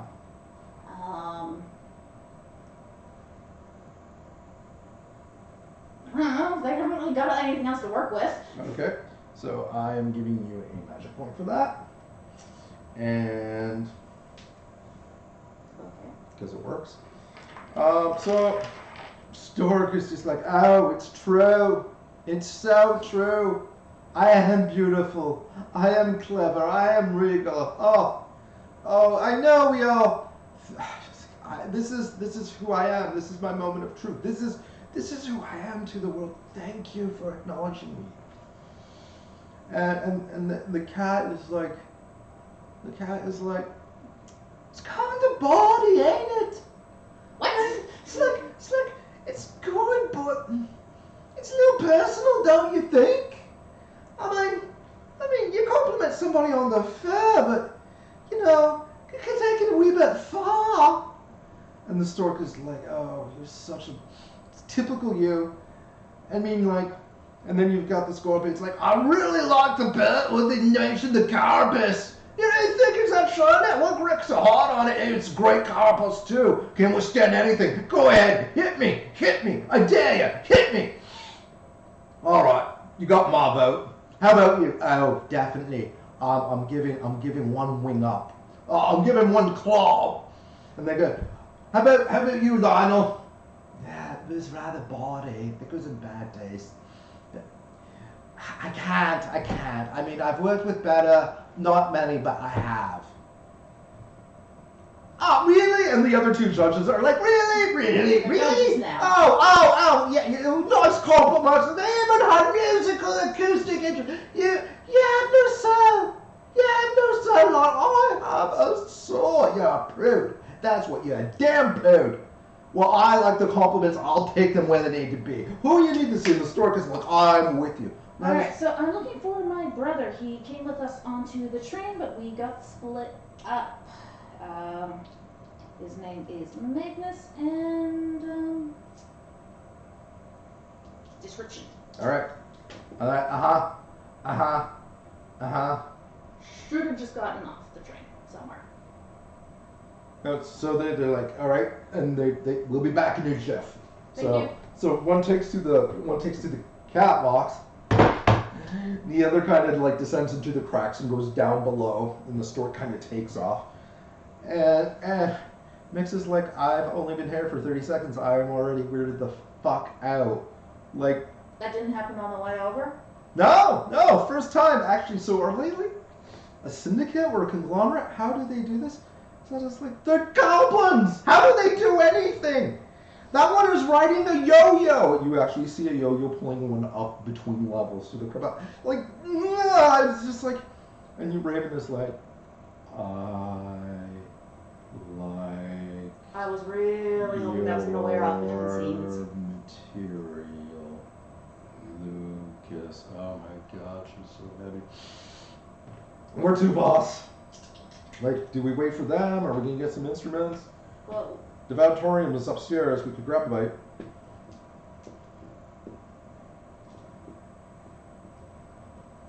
Gonna wait, because if I leave Magnus alone, he's gonna get into shit. It's like, come on, he's not an idiot. He'll be fine. And it's just like, he's your brother. I mean, Moxie chose him for a reason. What's the worst that could possibly happen? Don't jinx it. Scorpion shows it first. I got good news. I got not as good news. okay. Good news. Really loved your song. I actually picked these up for you to show my gratitude. Chocolate, you know, little coins. Boy thinks adorable, aren't they? They had some free samples or pinched you some fun coming home. I found your friend. Found your friend. Oh, I found him so good. He's downstairs and he's in the Leviathan's brothel. Can't miss it. It's right there in the thick of it. Great, can you please take us there? Oh, yeah. See, bad news is, Market Lord on that level is not really fan of, well, how do I say this without being uncouth? Your kind, that much, per se. So I'm gonna have to... Nightmares? No, your other kind. Blades? Yeah. Bit of a rough dealings with him in the past. So we're just going down there to get him out of there? Yeah, we're gonna do it sneaky like. We're just gonna scuttle down there in between the cracks of the wall. We're gonna get in there. We're gonna talk to a few people, just pull him out right before, the Leviathan. We aren't gonna fit in the cracks in the wall. Oh, I see. That's all right. So we're gonna go down there, and we're gonna find a way to get you down there. And Stairs? for the best. We'll take the stairs with direct approach. I like that. So he was like, name's Roger.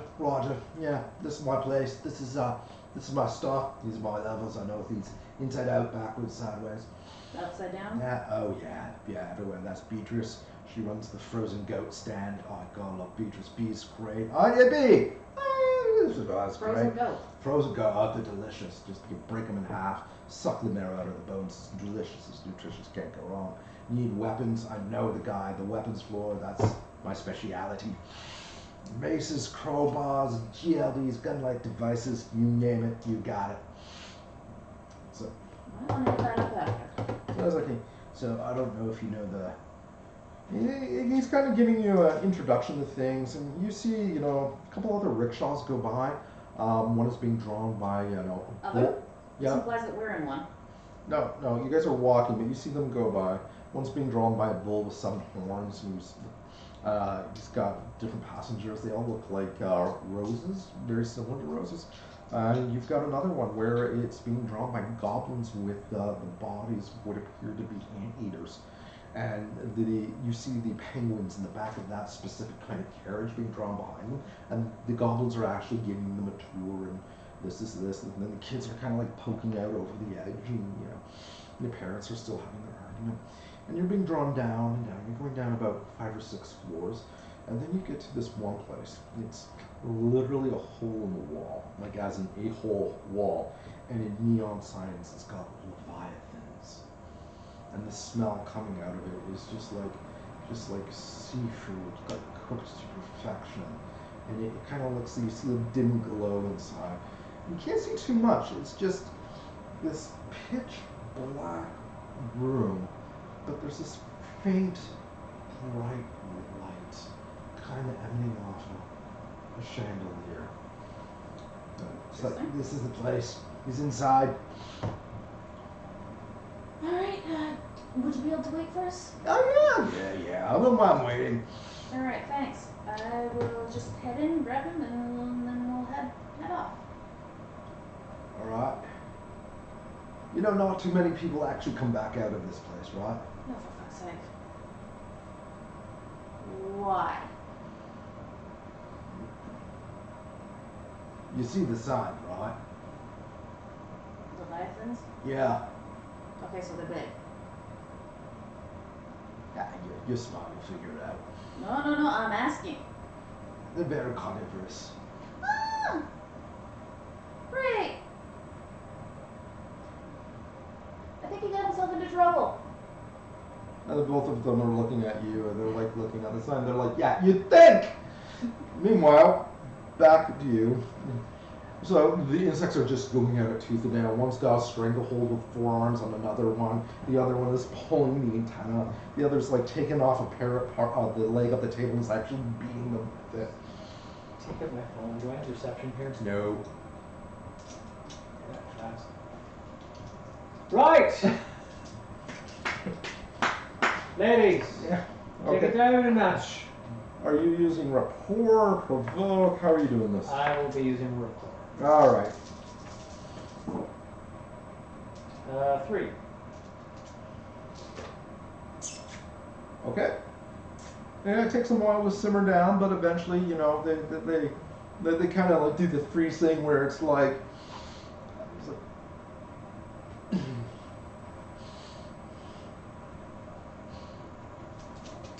yes, which one did he say that you were here for? Yes, which one of us? It's me, wasn't it? No, it was absolutely me, but if you wish to hear him say it, fair enough, go ahead. I don't know which one he was talking about. He said quartz. Oh, I'm Quartz. You can see You're the color. all... Here's the thing. Now, you are all, say, that time of year when you like to, have your own little brood and, raise them upright, be good upstanding citizens. And you all seem to have your eyes set on this guy because he put the moves on. He got all the right moves, said all the right things. Right. And afterwards, you're going to devour him whole because that's the way things are done. Oh yes, it's the best part. Well, it's the thing is you have foreplay, and then you have the breeding, and then you have aftercare.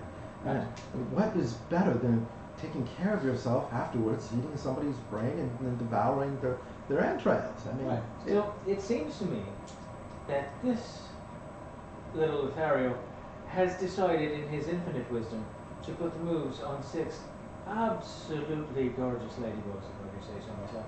the flattery, oh, they're just like, what do you say? Oh, please do too. God, she's like, hi. Yeah, not a ladybug. Now,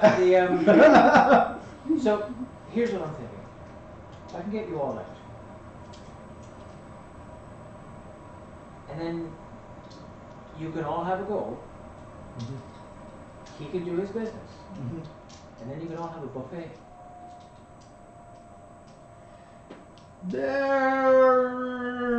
They're kind of hemming and hawing. Some of them are like, yes, others are, they're mulling it over. They're mulling. But they're like, well, we could. It's like, well, I'm not sharing with you. Well, you don't know this. Well, he's going to choose me, obviously. Well, I don't think he can do. Do you think he's seeing anyone? Why would he put the move? Not him. I mean, he's not unattractive or human. Not a ladybug. We're very open-minded. That's fine. No, I don't. Well, look, you could probably feast on his brain for weeks. Yeah, yes. not happening. Thanks. So they're kind of mulling it over. What, right? You did specify one ladybug when you made the deal with the mother. Yeah. So they're kind of like, okay. They're kind of they're thinking about it and they're like, we could all go. They're like, Remember your role like that.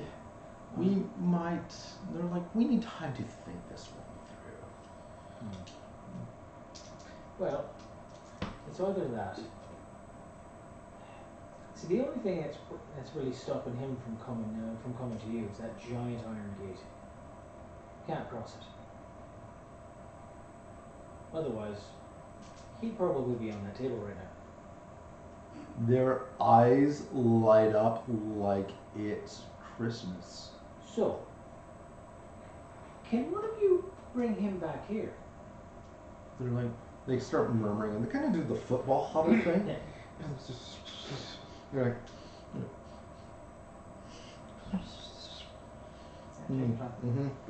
yeah, We have come to a resolution. All right. There is a way through the gate towards the back by the fountain. Okay. And there's no iron there. You just have to be careful because some of the floor can be a little bit dangerous to humans. But you can bring him back here. Bring him into this room, and we will have a friendly wager over cards to decide who he is truly attracted to. I see. And you will have a deal.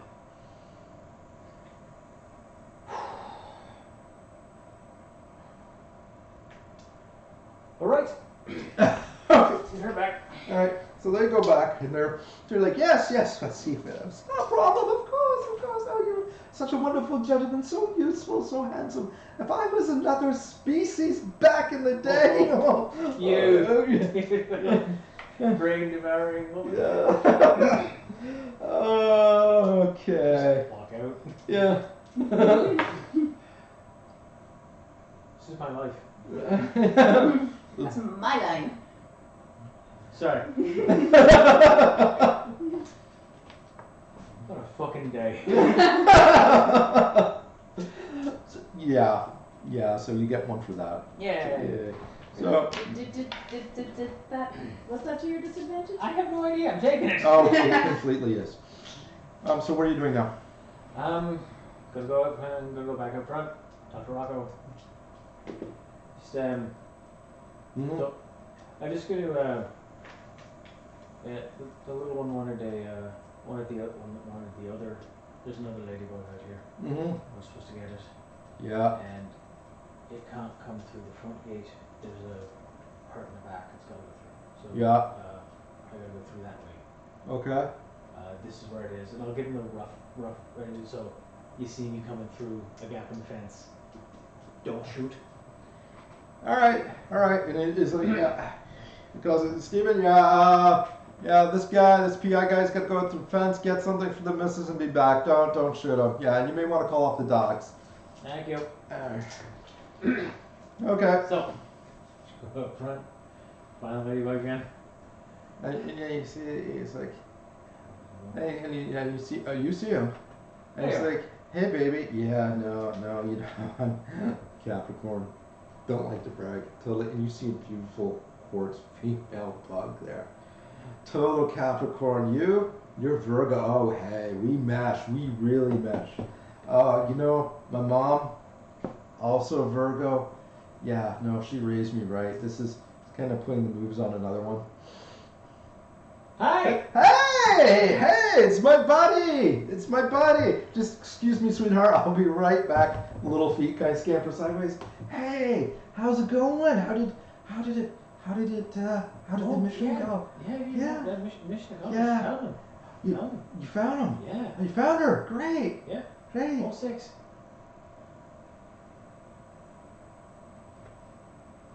Color kind of drains. Nah. Here's the He's like, you wanted that whole sowing your wild oats thing, and then settling down for a night for a nice couple afterwards while you get to battle. Yeah. Right. Well, see, I couldn't decide, right? So I had an idea. I got you to pick for me. So who'd you bring back, huh? Oh no. Who did you get? I got an even better idea. You're gonna love this. We can even take that one if you like. However, there's a gap in the fence. No iron. Get you in. No problem. The 6 of them are gonna fight for you.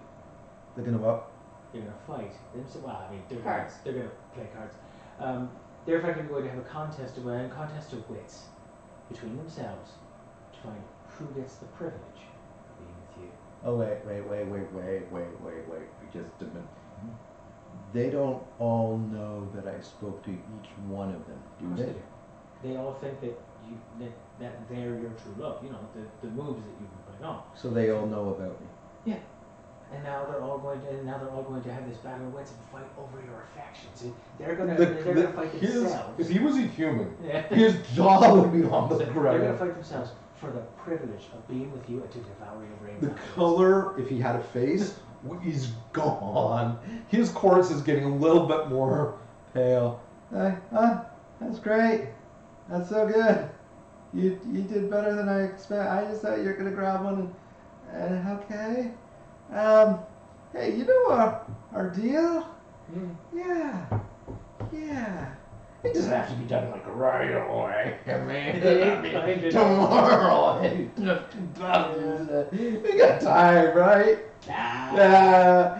Okay. I got a bit of a crunch here, actually. So, make an athletics roll, because he does that. He turns, you see the wings pop up, and he's about to make a run for it.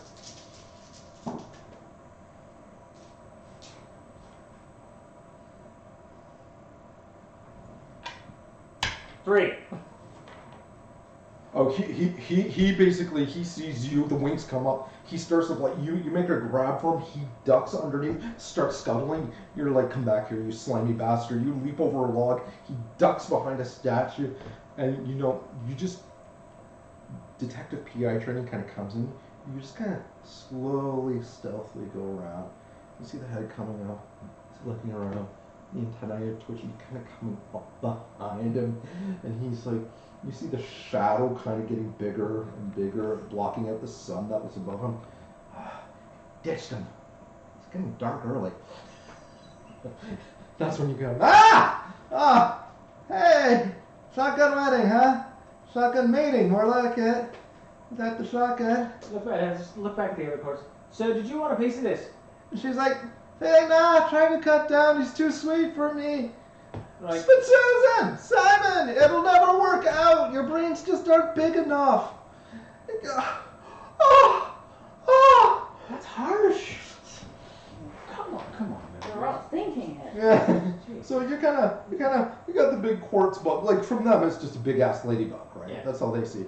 He's like, you got your bug? Yeah, got it. All right. So you gonna go through. Yeah, we segue shot. You're standing in front. You hear the door slam. They're playing cards.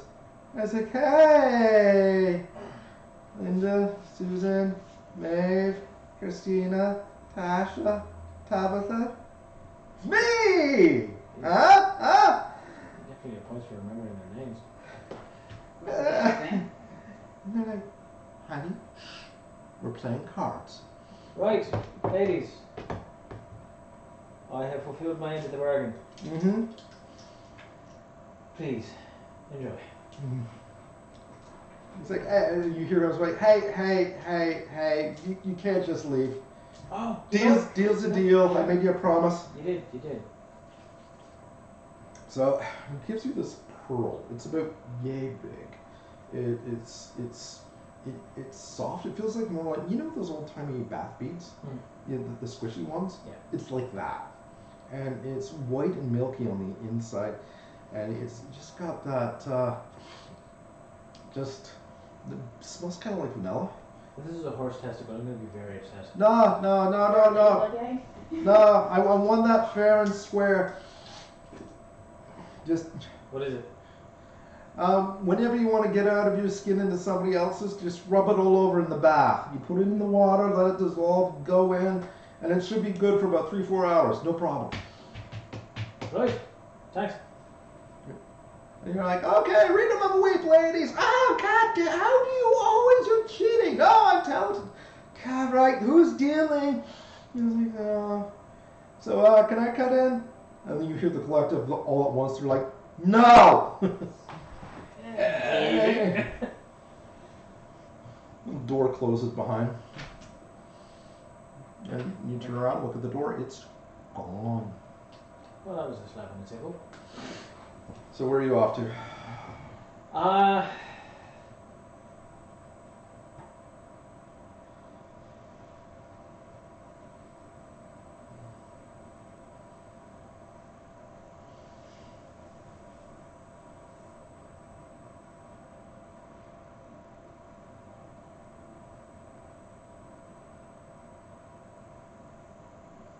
gonna go run a bath.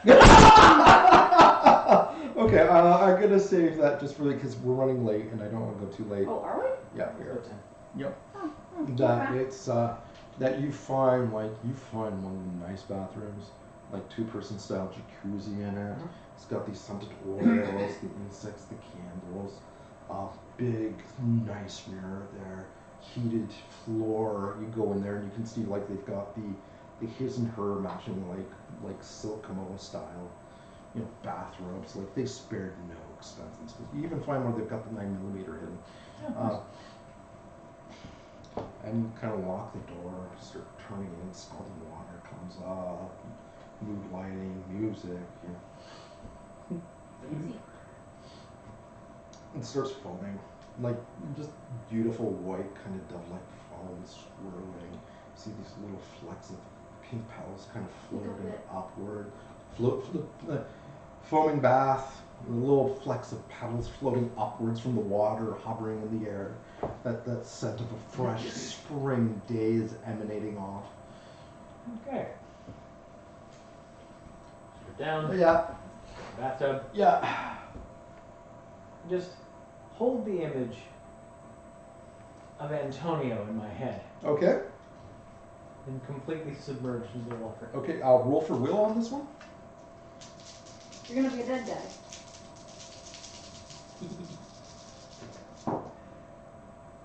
One. If I'm using magic, which technically I am. Yep. Which aspect are you tapping for that? Eye for detail. Yes, that will work. Okay, so that's a 3. Yep. You're good. So it even gets the tattoos right, the old prison style tattoos that he had. Hey, to be honest, you're rejuvenated. You're relaxed. This is like so nice. You get up, you're about that taller, and you've gone from being 30, 40 something to obviously in your early 70s, but like an old man strength kind of 70s. Like this guy was working out every day. Took his meds, ate right. So like that old kind of. Yeah. And you look in the mirror, chin, nose, nail the eyes, even got the scars right. And you're like, whoa, Antonio did not disappoint. I'm gonna have to holster that thing. So yeah. Yeah. Okay. Come on. Run. And go to the master bedroom. Okay, so you look like Antonio right now, and when you talk, it's his voice. Yeah. It's not a perfect disguise. There are a few tells that you pick up, but it's damn close. Now remember, he said you've got maybe 2-3 hours when you use this. So the clock is actually ticking on this one. So that scene is you coming out of the bath and being Antonio looking at this, and his voice would be, "This will do," doing that montage as you walk out. Meanwhile, you guys are there, and who's going in first? I'm guessing you. Yep. You go in there, and it's like inside's really nice, kind of like jazz club. The beautiful, really, there's baby grand, being played. Person sitting there's got luminescent blue skin.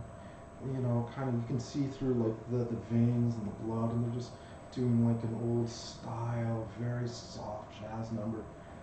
The singer is like long flowing tendril-esque hair, white pearlesque dress, and she's doing like a very beautiful soft version of whatever Lola wants. She's just working that mic, and you see at the table one's got this one nightmare, older guy, big wings at the back, and looks like he's not from any court you've seen around Arden. He's got a very definite kind of like Aztec kind of mythological feel kind of coming off of him.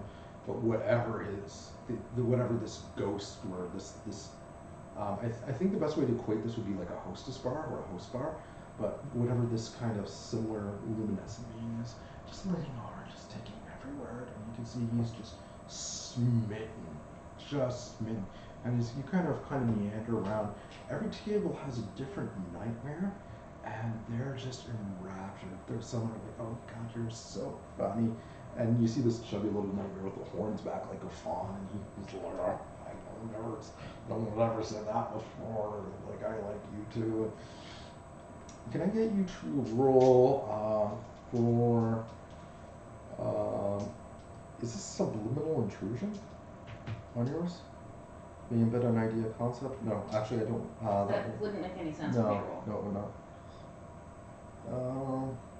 So you notice that you see Marcus. Marcus? Magnus, sorry. He is at a table at the very end, closest to where the singer is, and there is this one kind of like aquatic being there too, and he's just talking and just listening to the partner at the table, and the luminescent being's got rugged shoulders, like full bearded face, like nice sculpted muscles. Not like somebody who works out, but somebody who's got a very physical, like lumberjack or Useful muscle, yeah. And he's just, that being is just kind of, it's like, nah, man, I get you. And he's not like in that hipster way, but in that like, he's like connecting with, Magnus is like, finally, I can say what's on my fucking mind. Roll? Since when do you not? How are you? Are you? Provoke. Roll for it.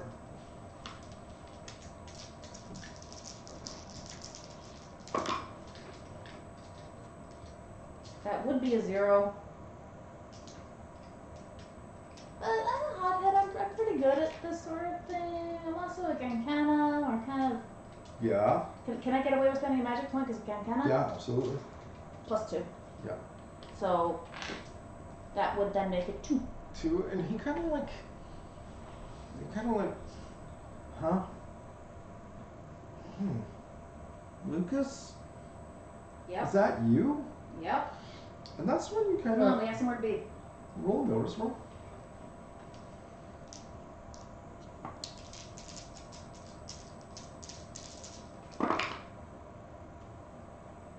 That would be a 2. You notice 2 things. First of all, your feet are really sticky. Of course. When you didn't notice it when you came out, but when you lift them up, it kind of, whatever the floor is made of is kind of adhering a little bit. And that's when you kind of step back and you notice something really odd about the place. The architecture has these long pointed, like, Teeth? yeah, all the way around. And that the denizens there who are kind of being host and hostess, the tables, they're all connected to this kind of wet palette. And the thing is, you take another step back and focus, and then you get it. You're inside equivalent of a giant Fae anglerfish. The table, the people, they're all constructs. Mm-hmm. They're all saying the right thing, and you can see the little, where their feet connect, it's not like shloop shloop, they're actually a part of it. The mic, and you do a double take, the mic is actually connected. This singer, the feet actually kind of meld into the ground. The attractive patrons, like not the attractive patrons, but the working staff, even the cocktails, all appear to be from the same stuff inside. And you're like, oh, it's devouring them in exchange for giving them what they want. Yeah, this is not going to be easy. And that's when Lucas is like, it's okay, no. Lucas? No, sorry, that's when Magnus turns to you, it's okay, Lucas. This is Robert. And Robert is magnificent. And that's when the camera just kind of pulls out, and she's finishing just her set on whatever Lolu wants. The guy in the piano is just tickling the ivories perfectly. The bass guitarist with the cigars just finishing that last chord, and it starts to fade to black. And that's when you hear Zed says to you, he's like, I think we've got a problem. And he kind of, and that's when you see Mix is like, there's one of these entities in front of her who kind of looks almost exactly like Mix, and she's like, I never knew you were everything I always wanted. That sounds about right. Yeah. And that's where the game kind of fades out to black. Right. Yeah. That makes sense. Why'd you guys follow me? Okay, so that is a game. You guys are getting a moderate milestone for this one, because you've hit some major plot arcs and are right in the thick of it. So get me the changes, which I have to Google right now, because if I don't, I will forget.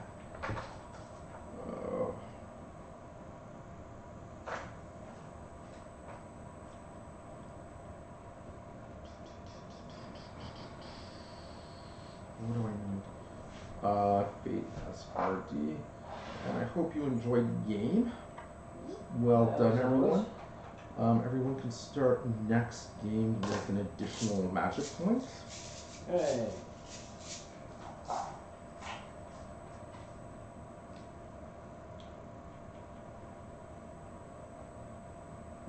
That's my wall. Okay, start. Investments. Perfect.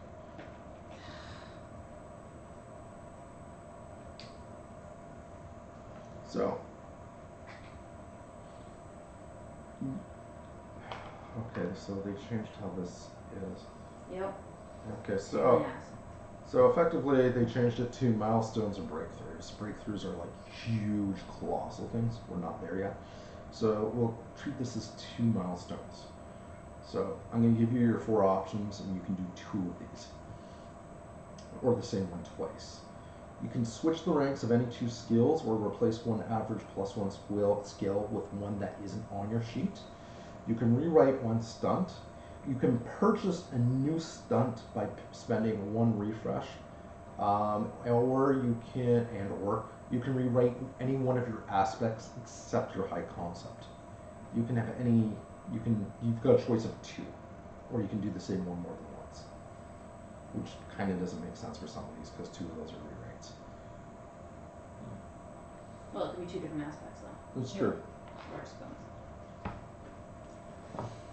Alright, I will give that a think, and we'll have my answers for you next week. Okay. Because apparently, small, medium, and large is still too complex. So they must make it more complex by changing it more. To be fair, though, that we did come through Fate through a couple of editions and then a couple of rewrites, so it's one thing that we're going through this and having to reorient ourselves. But if somebody was coming this as their very first time, I could understand that. So I can't be too judging on that. It's the same thing. It's always the veterans versus Okay, the but newbies. what's the difference between a milestone, milestone versus breakthrough? We'll talk about it later. Yeah. Anyway, you've got an option of 2 of those, and we can do that anytime before next game. Okay, and so basically we got two of the non-growth ones. We just got the swaps. Yeah. Okay, well. Well, it gives a list of 4 things you can do, and I'm saying that you've got 2 of those. You've got 2 milestones. Yeah. Okay, so just let me know what you want, and we will pick game up with you getting out of the bath. You've already got the robe on, so everything's nice and decent. Yeah, it's gonna be so much fun. And you are in the Leviathan's brothel. Yay. Yeah, enjoy that. I'm telling you at least one of my 2 right now. Okay, give me a second. Yep. Rewrite a stunt. I am rewriting Home Trip Advantage. I'm basically switching it with Magic Jam, so I can screw up other magic by singing. Nope, works. Perfect. It's basically Dispel, Yep. No, sounds good. but with a pun. Okay, I hope you enjoyed the game, guys. Undermarket games are usually 2-part games. And At least. you've got a family to avenge, a criminal to frame, unframe, reframe. How does that? Is it even framing? I don't know, because he actually did do it. He is guilty. Yeah. Okay. No one else knows that. The fact that you got through the ladybug fight, Didn't he specify it was an emerald one? No, he didn't. No, he said quartz. He said quartz. He didn't say the color. I know he said something about emerald. No, he's emerald. He's got like he an was emerald. emerald. Oh. So you've got yeah, because I was actually Not all ladybugs look alike, Mariah. So my big thing is, I was like, you made a deal. I put a barrier in the way. How are you going to outwit your way through this? Because Mariah's right. It was only one, right? Mm. So, but no, you did. You did good. You got it. And they're all thrilled. Well, he's not thrilled with you, but the rest of them are thrilled. But he made a deal, so that's the thing. You also figured out something really interesting about this house. That Melissa is a noble mortal, or at least she's affiliated with them. Yeah. Not a Fae. So when he was referring to, oh, you're a neighbor, he was referring to you're a The good neighbors, you're a Fae. yeah. Yeah. But he didn't call you a nightmare, so. But also, for whatever reason, he is stuck with Raph as an idiot husband. Oh, So- yeah, that's not gonna last. I mean, there's nothing to say that the idiot is not also no mortal. I mean, it doesn't necessarily correlate to intelligence. True, but anyway, so you look like him, and you've got to get your brother out of a brothel with and tear him from the love of his life, that person who finally understands him and appreciates him, and you have to take that away from him. Oh fuck though! If I knew Zed was Cleos's neighbor, I would just ask if he's got the same stupid toxic skin. Yeah, you do. Your I character know my character doesn't.